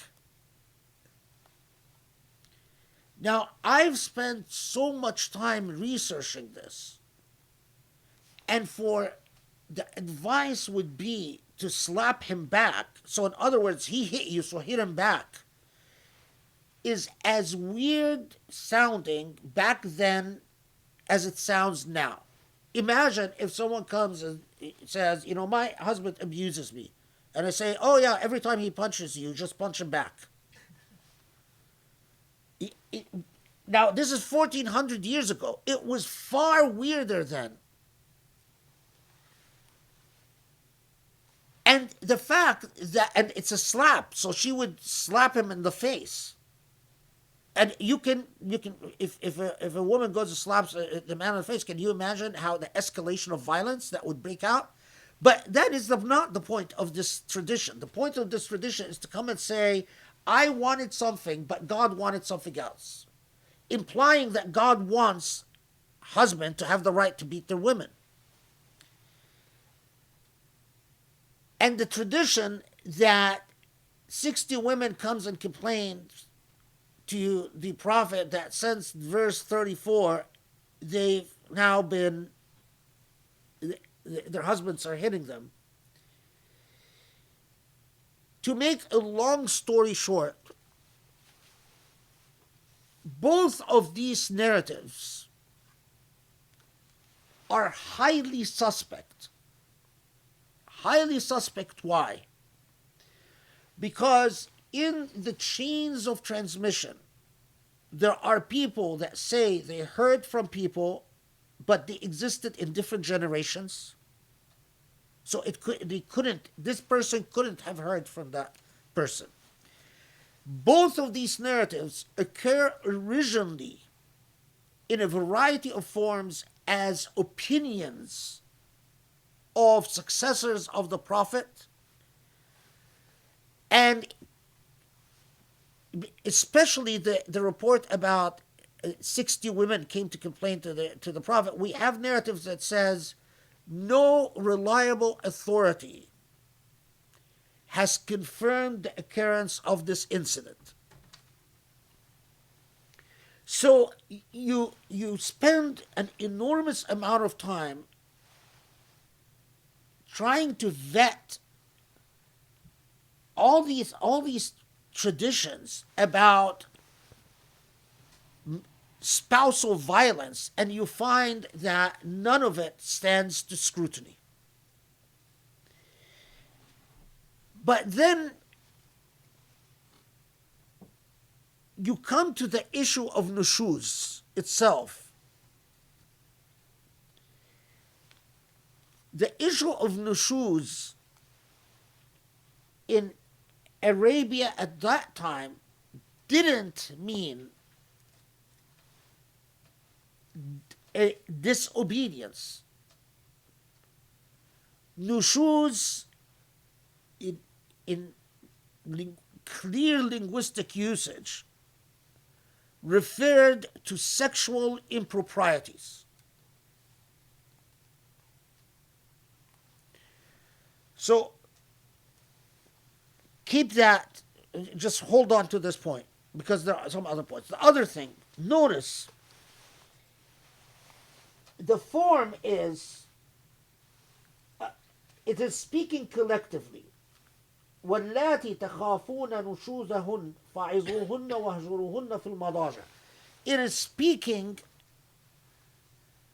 to a collectivity. It is speaking to society at large.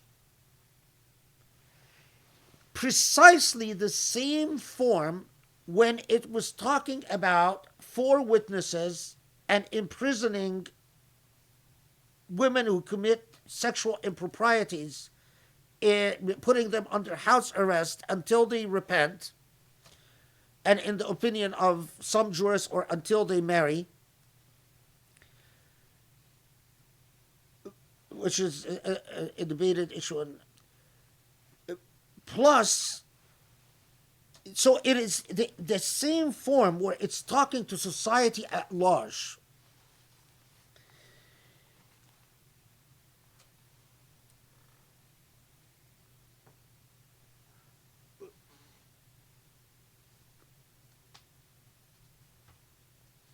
What is I blanked out for a second another point that I had. Okay. Oh yeah, and then notice in verse 35, it says, if there is nushuz, then you do X, Y, and Z. But 35, it says, and if there is shiqaq, what do you do if there is shiqaq? You bring an arbiter from each of the families to solve the problem.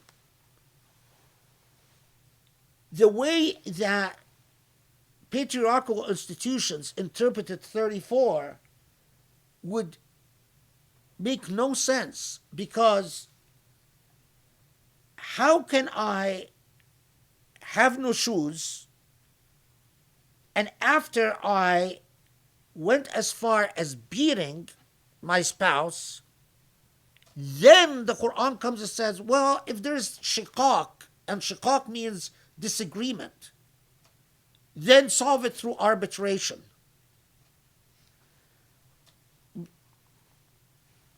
How can you have arbitration? Which is worse, nushuz or shiqaq?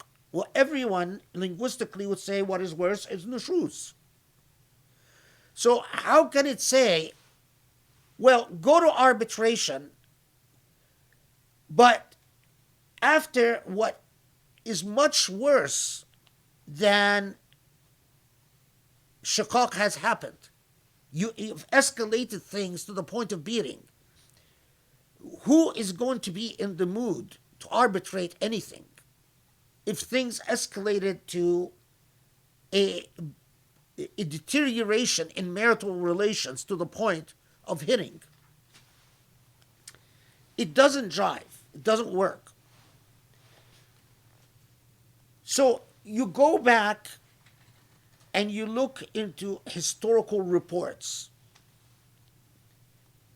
And what the article that Rami sent me and the book by John Andrew Morrow come to, and what I've come to in the search for beauty in Islam, is nushuz meant what it meant in Arabic usage at the time. Nushuz doesn't mean rebellion or disagreement. It means an accusation of sexual impropriety, especially, in particular, that it was very common at that time among Arabs that when men would go on long journeys to trade or on military campaigns, it was common practice for wives to take lovers. And men coming back from these long journeys would often suspect their wives of having taken a lover. And that type of accusation was an accusation of nushuz. That's what was called nushuz in Arabic. But there are no witnesses.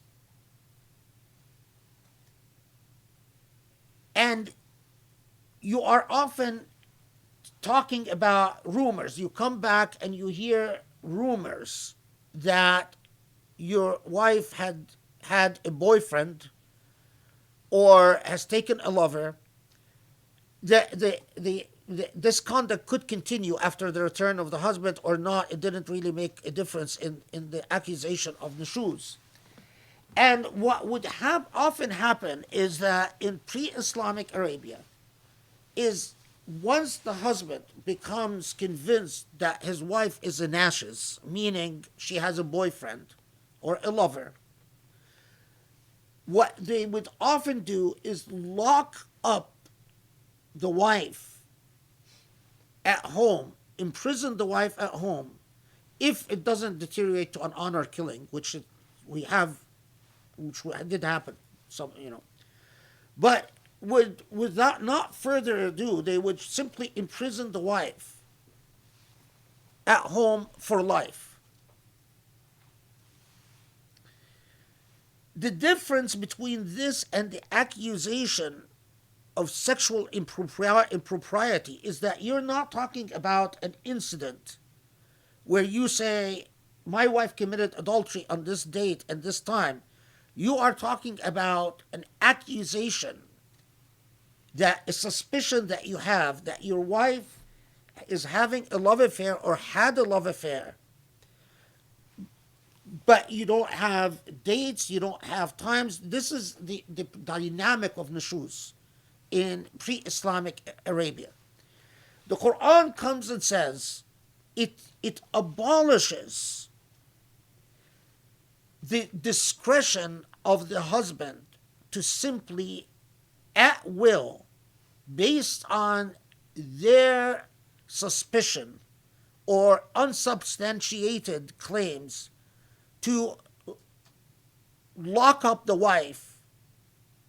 And it says, if you have this accusation,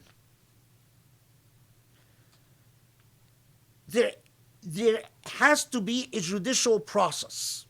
In other words, as a community. So what it's talking about when it says فَعِذُوهُنْ فَهَجُرُوهُنَّ فِي الْمَضَاجِعِ فَاضْرِبُوهُنْ, it is not talking about what recourse is available to the husband.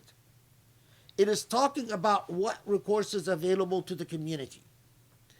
You bring forth the evidence, and depending on the case at hand and the amount of evidence available,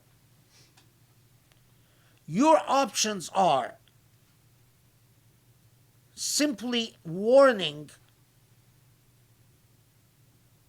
the wife,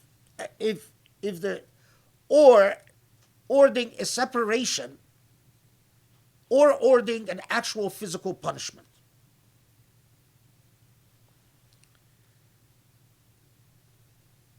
Remember that, as we encountered earlier, the Quran insists that punishment must not just cover women, as was the practice of pre-Islamic Arabia. It was always, when it comes to sexual improprieties, they only punished women, not the men.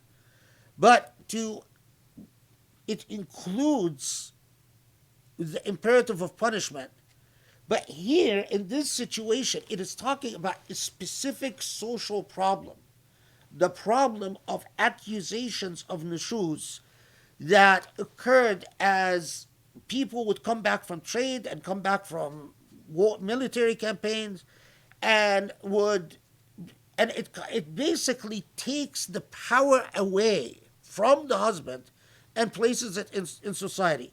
The article that Rami sent me reported an incident in which a complaint is in fact brought to Omar when he was Khalifa, of a wife who's in ashes because she was accused by her husband of having an affair.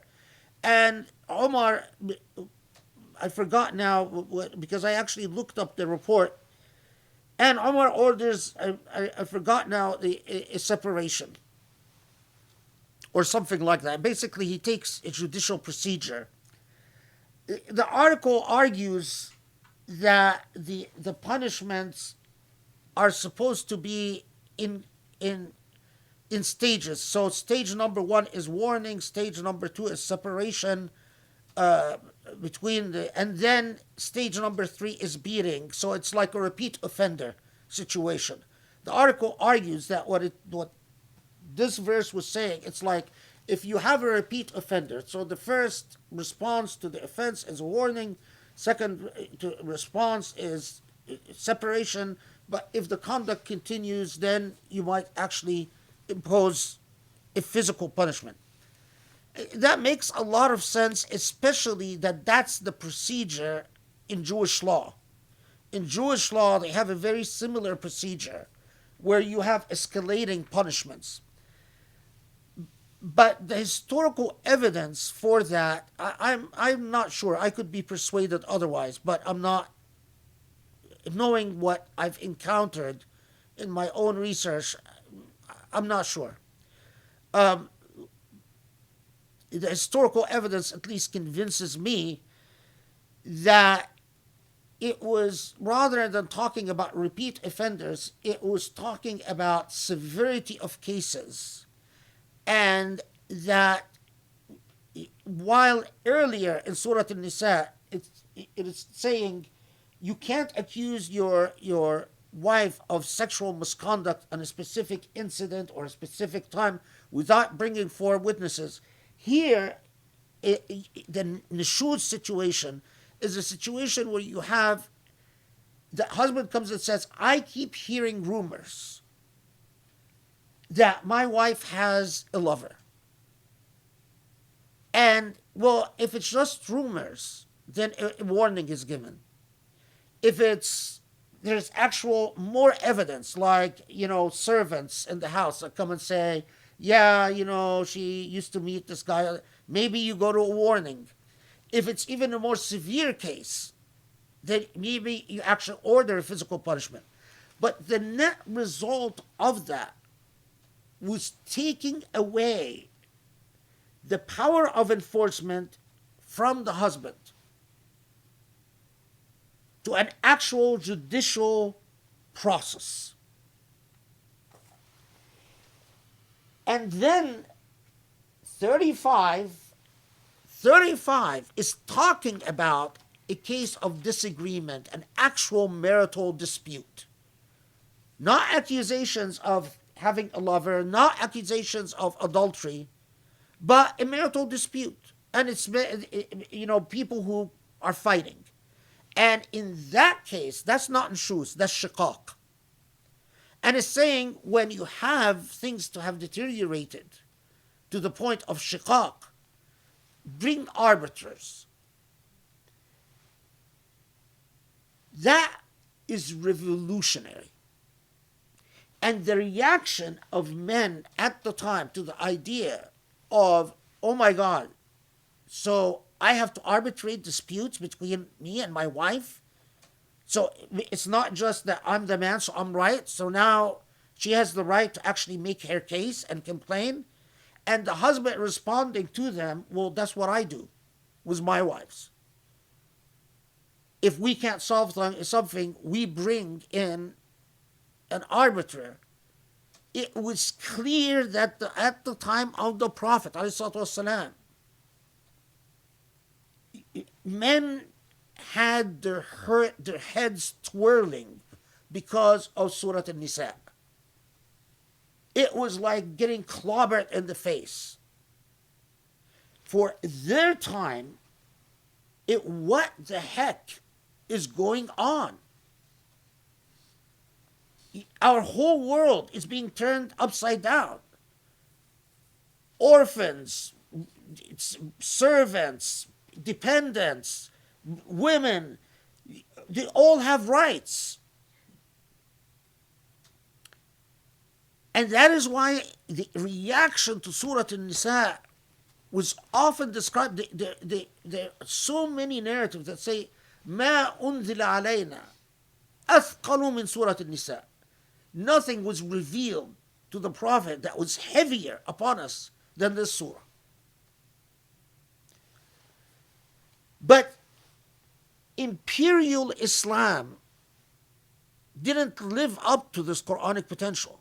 Very quickly, people ignored all the traditions about what nushuz was and turned it from accusations of marital affairs and boyfriends to, oh, you're disobedient. They lumped together 34 and 35, so nushuz and shiqaq became the same thing. They emphasized the rights of the husband to obedience and so on and so forth. Neutralizing the moral potential of the Quran. What time is it? Let's take a short break, and then inshallah we'll continue till 9:30. Bismillah ar-Rahman ar-Rahim. Yeah, it's notice that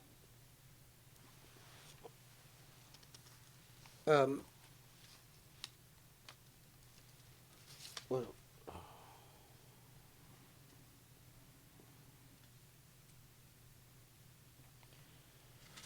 notice that as Sharif was asking or making a comment in the break,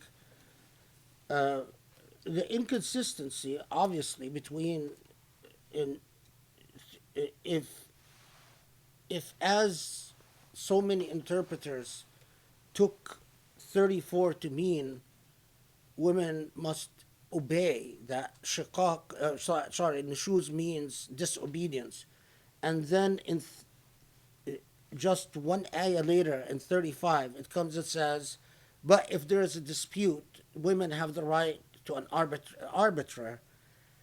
That's inconsistent. You can't. That's inconsistent with the idea that of an obligation to obey or a duty to obedience.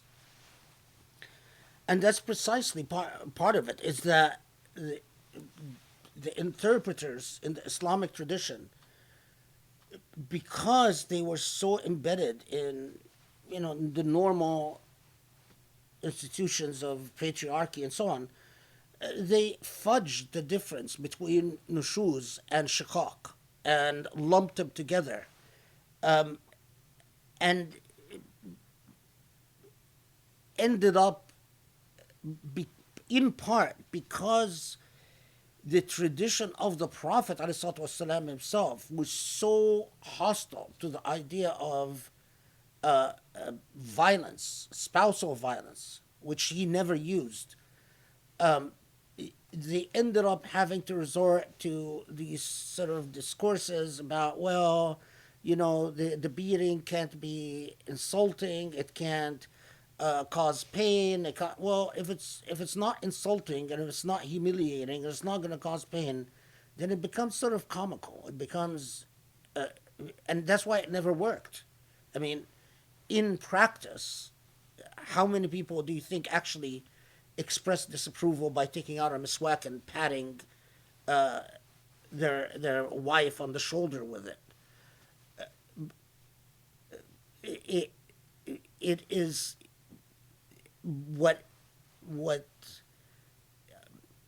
these verses ended up being co-opted towards was something exactly the opposite of what the Quran was trying to do, and that is to take away discretionary authority from men and regulate it in a system of processes and institutions, including arbitration in disputes. The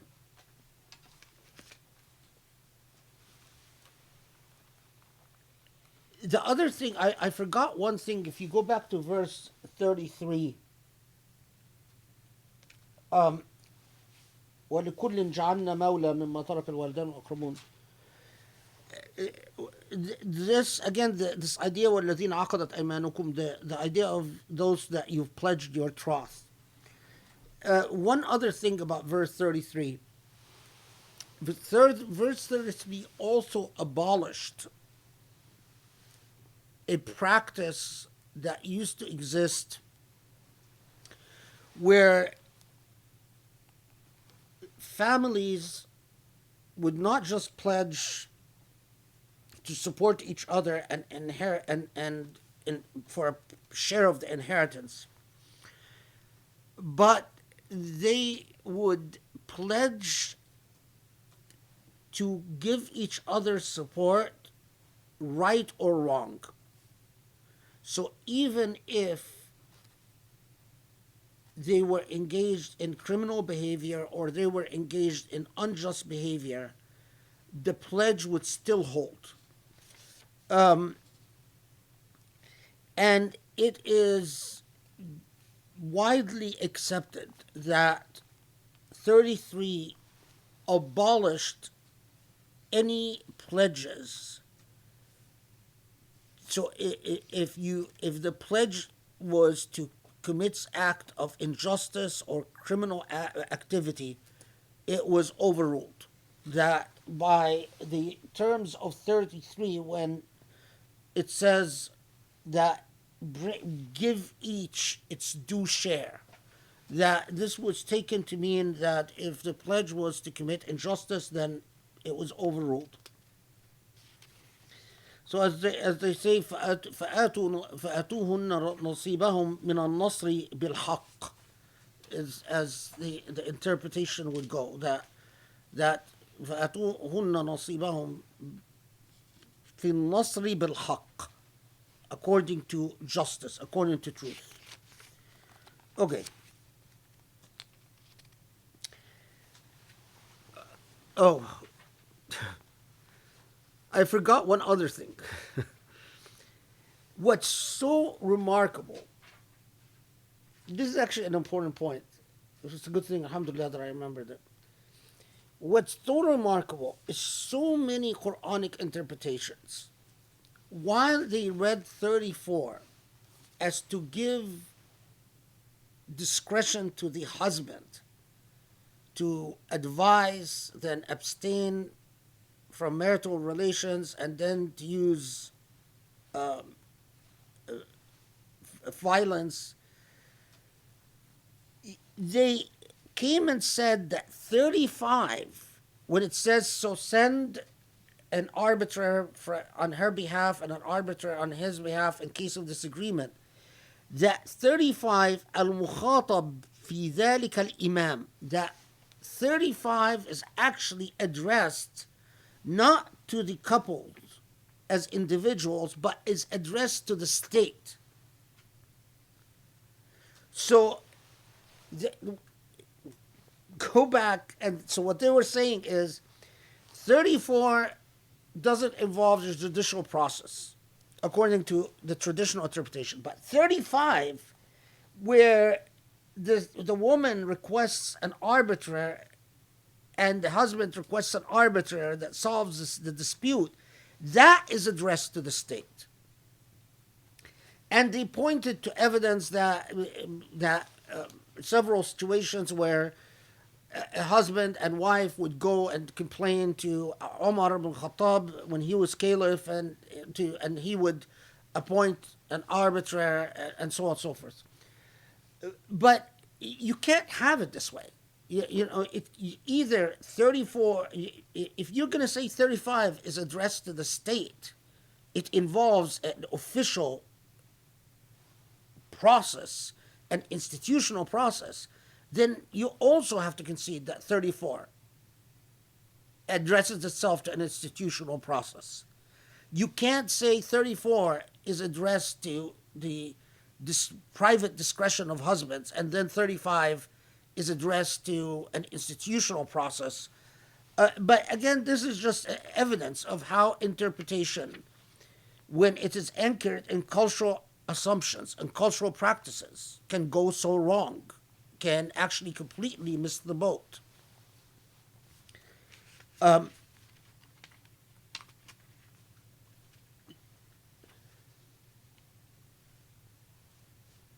I mean, most of these jurists who were doing their interpretations were themselves, married, and I'm sure had whatever politics in their home, and like the people at the time of the Prophet ﷺ, they didn't want to involve they didn't want to empower their wives with the ability to actually involve a judicial process, and they much rather would have nushuz to mean disobedience rather than anything else.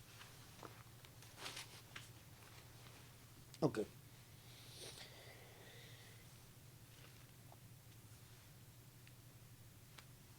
The interpretation that I've given to 34 and 35 is again very consistent with 36, and it's consistent with the entire thrust of Surah Nisa. But notice 36 comes in and it's like giving you specific legislation to deal with specific problems, but it takes you back again, as typical of Quranic style, legislation, and then it takes you back to the broader ethical, moral perspective. So it says, وَعَبُدُوا اللَّهَ وَلَا تُشْرِكُوا بِهِ شَيْئًا وَبِالْوَالِدَيْنِ إِحْسَانًا وَبِذِي الْقُرْبَى وَالْيَتَامَى وَالْمَسَاكِينِ وَالْجَارِ ذِي الْقُرْبَى والجار ذي الجنب والصاحب بالجنب وابن السبيل وما ملكت أيمانكم إن الله لا يحب إن الله لا يحب من كان مختالا فخورا.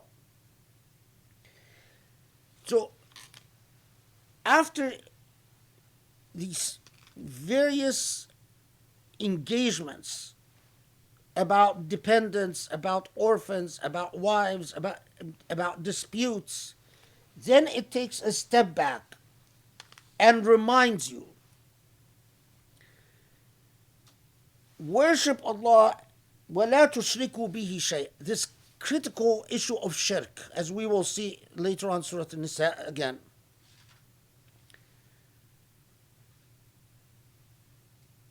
That when you fail to respond to the problems of the disempowered, that is shirk billah. عبادة الله وعدم الإشراك بالله, to worship Allah and not fall into a state of shirk, is impossible if you don't have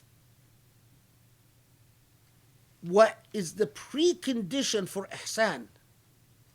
What is the precondition for ihsan? Justice. Ihsan is the further step beyond justice. Without justice, i.e., empowering the disempowered, ibadatillah, and avoiding slipping into a state of shirk is impossible. So it comes and says, it reminds you again, it says, okay, worship God meaningfully. I know you guys are going to resist implementing this program.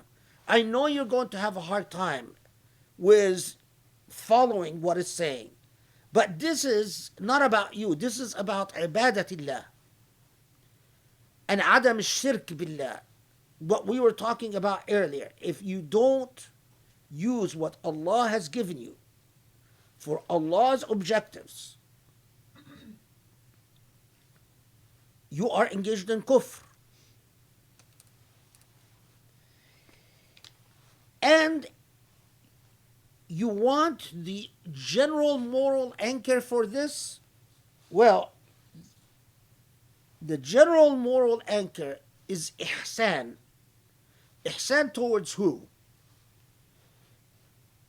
Al-walidain, parents. وَبِذِي الْقُرْبَى, all relatives. وَالْيَتَامَى, orphans. وَالْمَسَاكِينَ, and indigents. وَالْجَارِ ذِي الْقُرْبَى, and neighbors who are related to you. And وَالْجَارِ الْجُنُبِ, and neighbors who are not related to you. وَالصَّاحِبِ بِالْجُنُبِ, and those who are not neighbors but part of your community. And who else? وَابْنِ السَّبِيلِ, and the wayfarer.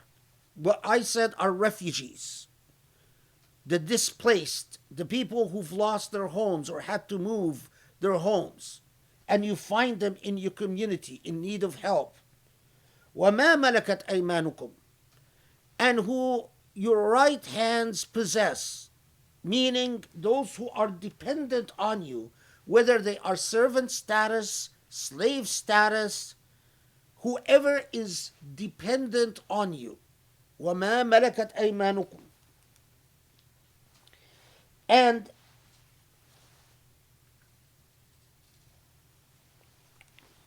so what you owe all these people, notice how mind-boggling this is.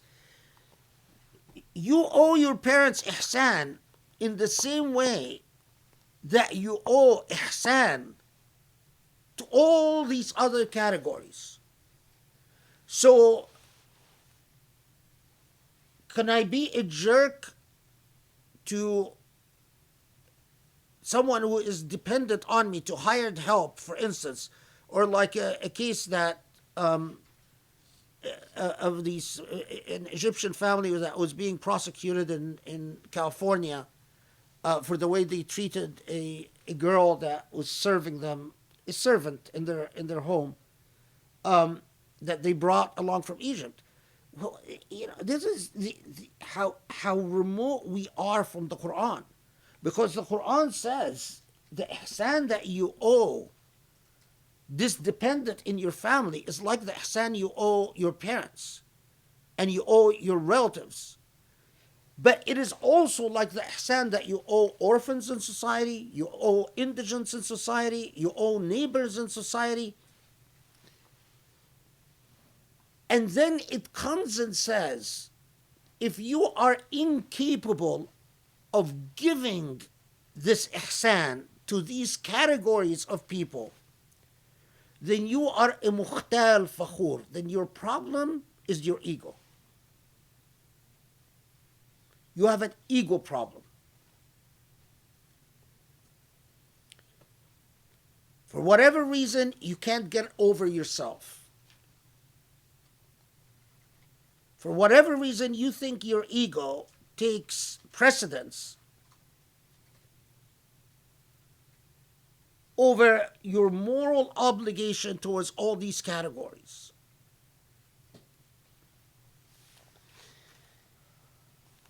This is precisely why.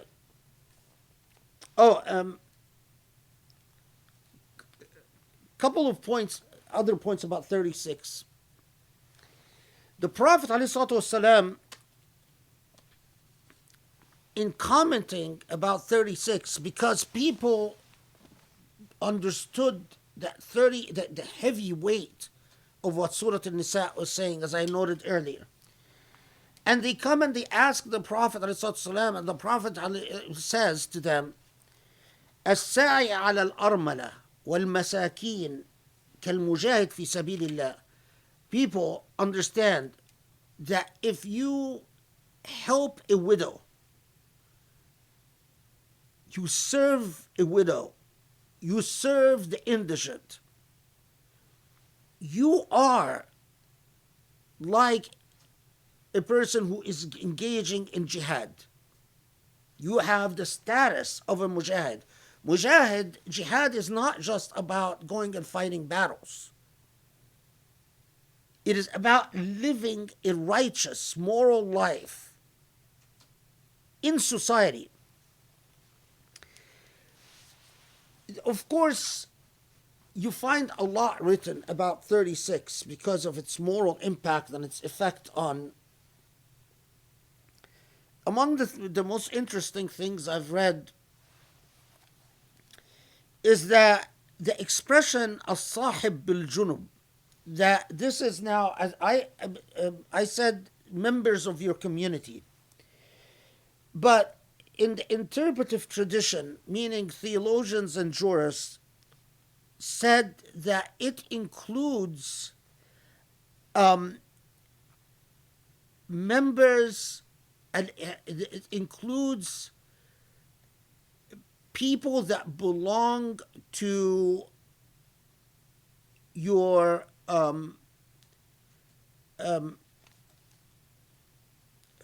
what is the word?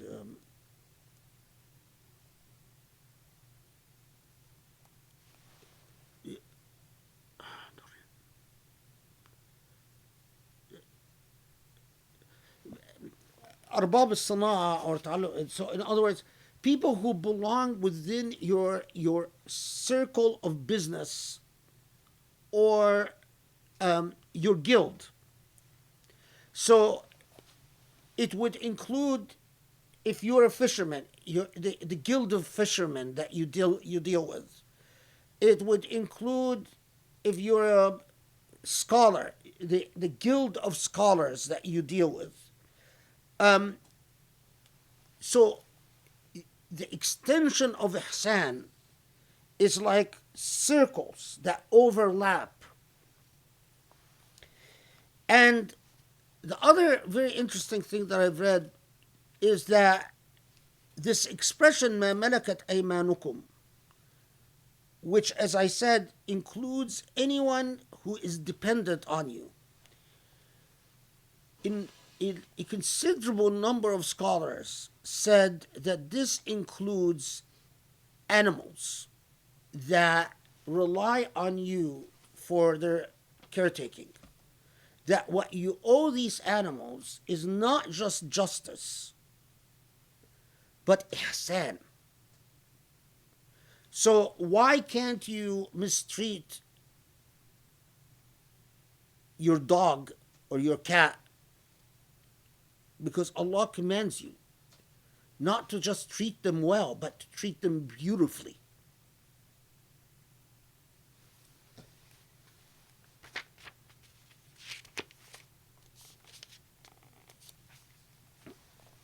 Okay.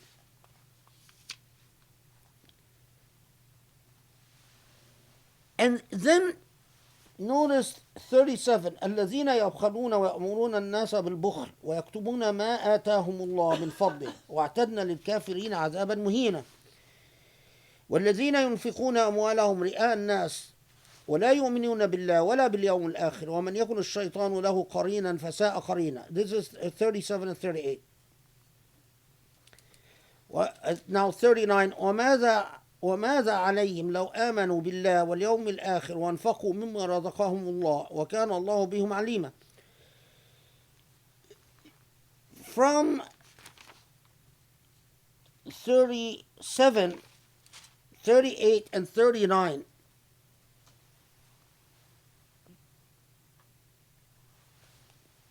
Allah takes you to the crux of the matter, that the biggest challenge when it comes to ihsan,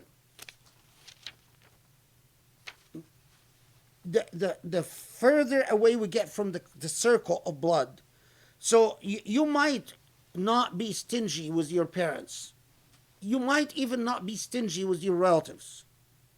But so many people have a problem with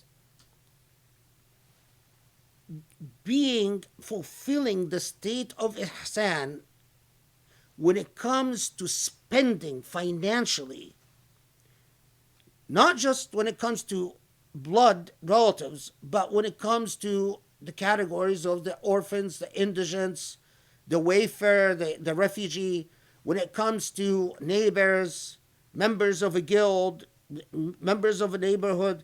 In other words, the further away you get within the circles, the more stingy people become with their money. It is one thing to see your money going to your parents, to going to your siblings, but it is quite another to see your money going to simply neighbors and members of the community. And Allah's response to this, if only Muslims would listen, is astounding. But in my opinion, it created the Muslim civilization. Is that it comes and it says, okay, listen. Allah is very aware that there are many of you that their response to this revelation, as was in fact the case, is, what is this? Muhammad keeps demanding our money, but now Muhammad is obligating us to give even people who are not related to us in blood. And the response is people who are stingy and who go around advising people to be stingy. What they have to look forward to is azaban muhina, degrading punishment. But not only that, Allah knows that there are among you those who do spend their money, but they're not spending their money because they want ihsan. They're not driven by ihsan, but they're driven by ri'a and nas, meaning by the desire to show off and prestige. Yeah, they're generous, but they're generous because they're feeding their ego.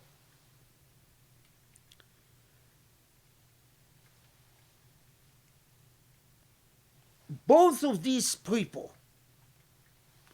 So it's not just demanding that you spend your money, but that the driving philosophy be ihsan. Not self-promotion, not prestige, not displays of class, but both of these categories of people, the image is truly frightening. It is as if their companion, their qareen, is shaitan. So failing to live up to this morality is like you've committed yourself, not kufr, not shirk, but to the companionship of the devil, a demonic companionship.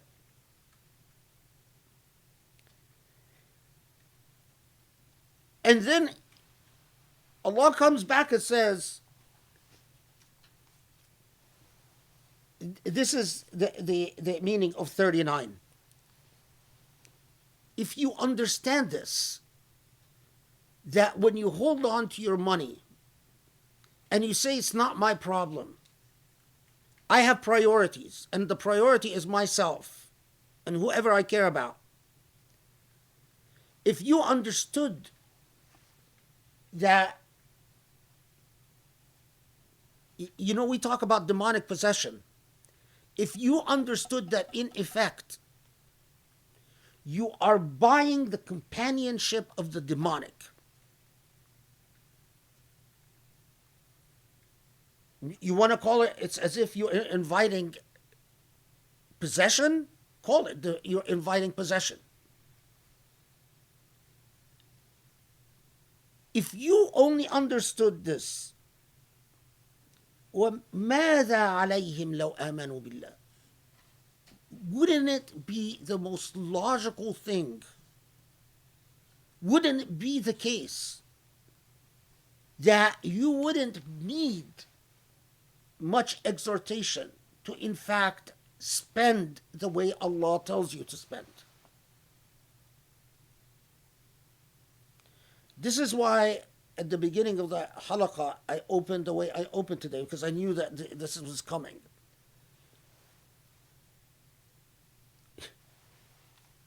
The irony, when I sit and I teach in my Islamophobia class, that every year the Islamophobes raise $100 million to demonize and attack Islam. And they don't raise this money from governments, they raise this money from private individuals. And we Muslims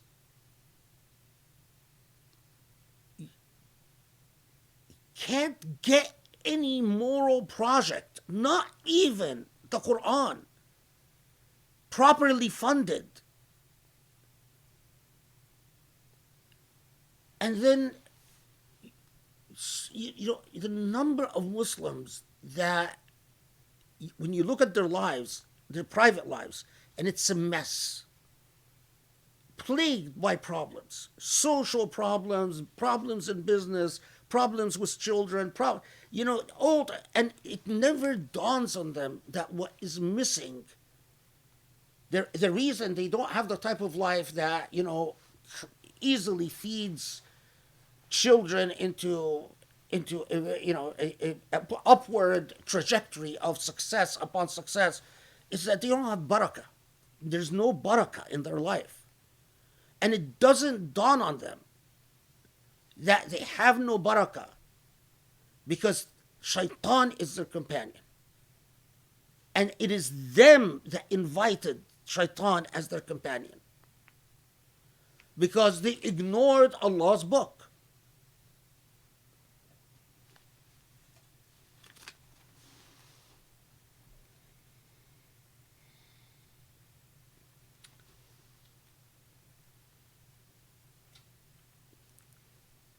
Now, no. Then Allah comes back and says,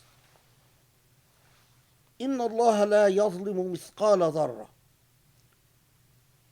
Remember that your deal with Allah is that Allah will not begrudge you even as much as Allah is committed to justice. Everything that involves you and your affairs, when it comes to your faith with God, it is an exacting, just measure, for better or for worse. But understand that if you do good, Allah is eager to multiply the reward. If you do bad, Allah gives you what you deserve in true measure.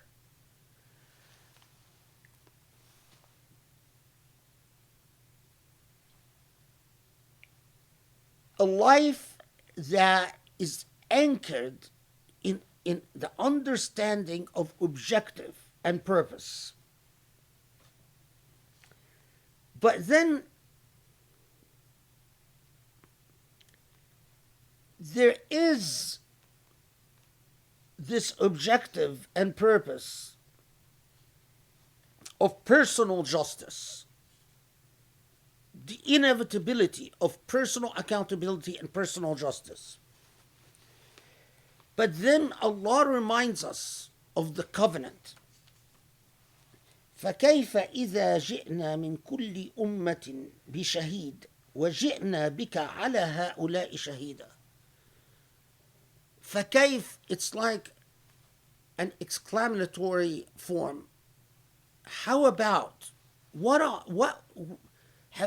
don't they contemplate, don't they think about, when the time comes, Allah, remember that Allah tells us in Surah Al-Baqarah and in Ali Imran that what Allah wants us to do is to rise to the moral level so that we can act as witnesses upon others. But then Allah comes and says, okay, here is your moral challenge. There is personal justice, personal accountability. But remember that there's the other side of the coin. You either are of the moral stature to bear witness as to what is right and what is wrong vis-a-vis others, or you are in a state in which others bear witness against you. In other words, you are the morally inferior person. But add to this that your prophet has a personal interest in his ummah. So your prophet, as you think and you live and you think of the sunnah of the prophet and the legacy of your prophet and what your prophet means to you and all of that, well, your prophet is going to bear witness as to whether ultimately you disappointed him as Muslims or not.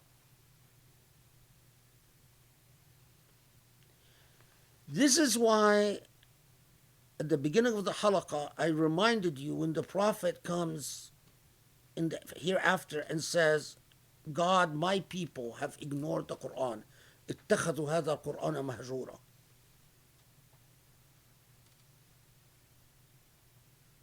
Because that is the general, God knows that this is going to happen. God knows that.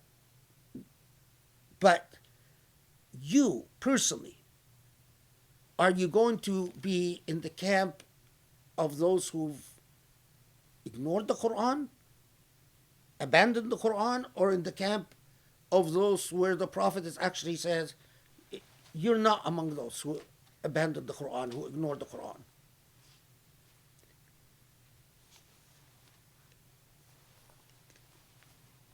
there's a narrative that has always touched me personally a lot. As we all know, the life of the Prophet was the Quran. So, and the Prophet just didn't love to recite the Quran, but he loved to hear the Quran recited. So the one in this narrative, the Prophet ﷺ tells Ibn Mas'ud, recite the Quran, I want to hear. So Ibn Mas'ud tells the Prophet, you want me to recite the Quran and it was revealed to you? And the Prophet ﷺ says, I love to hear it recited. I love to listen to it recited. Okay. So Ibn Mas'ud starts reciting Surah Nisa. And he comes to this ayah, فَكَيْفَ إِذَا جِئْنَا مِنْ كُلِّ أُمَّةٍ شَهِيدٍ وَجِئْنَا بِكَ عَلَى هَؤُلَاءِ شَهِيدًا. And the Prophet's eyes well up in tears. And he motions to Ibn Mas'ud to stop. And he starts weeping.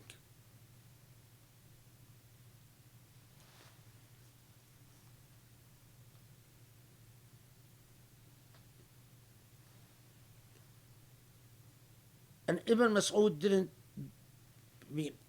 you can imagine the event. And Ibn Mas'ud, is not going to, so he just reported this. But you can imagine what was in the heart of this man. What responsibility to ultimately have to think of the day when the time will come,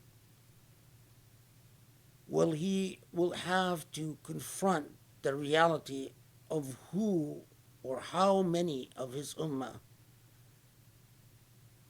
actually, how his testimony, which way is it going to go for his ummah?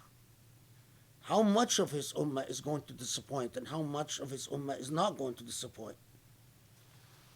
And when I think that, in my eyes, and Allahu Alam, this day and age, it looks to me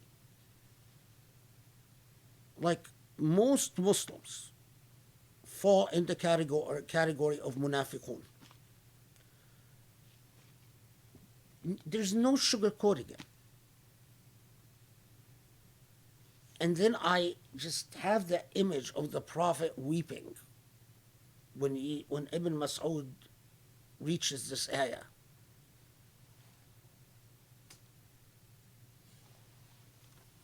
It's a lot.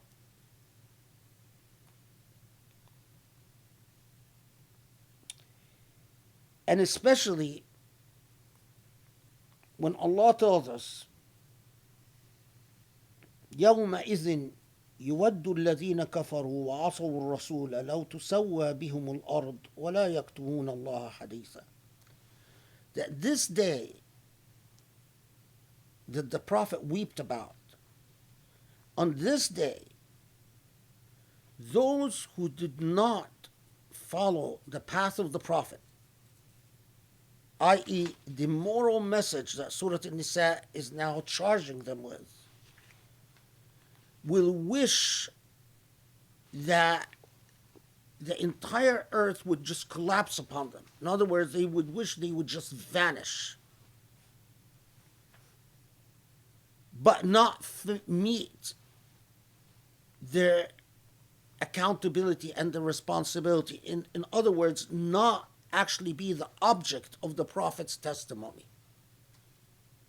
To hear the ways that they in fact deviated from the path of what the Prophet ﷺ taught. If only, I say it so often, if only Muslims would understand the Quran.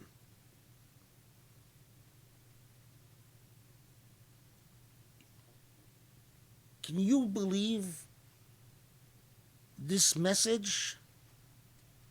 Can you believe that this message has to be accomplished as extracurricular activity? It blows my mind. Okay, Alhamdulillah Rabbil Alameen. Let's stop here. Which ayah did we stop at? 30, no, 40. 42. 42. Okay. Not a lot of progress, but. Okay, Alhamdulillah Rabbil Alameen. I'm not going to do highlights because it was too heavy. I couldn't get myself together to like do highlights, and there was so much.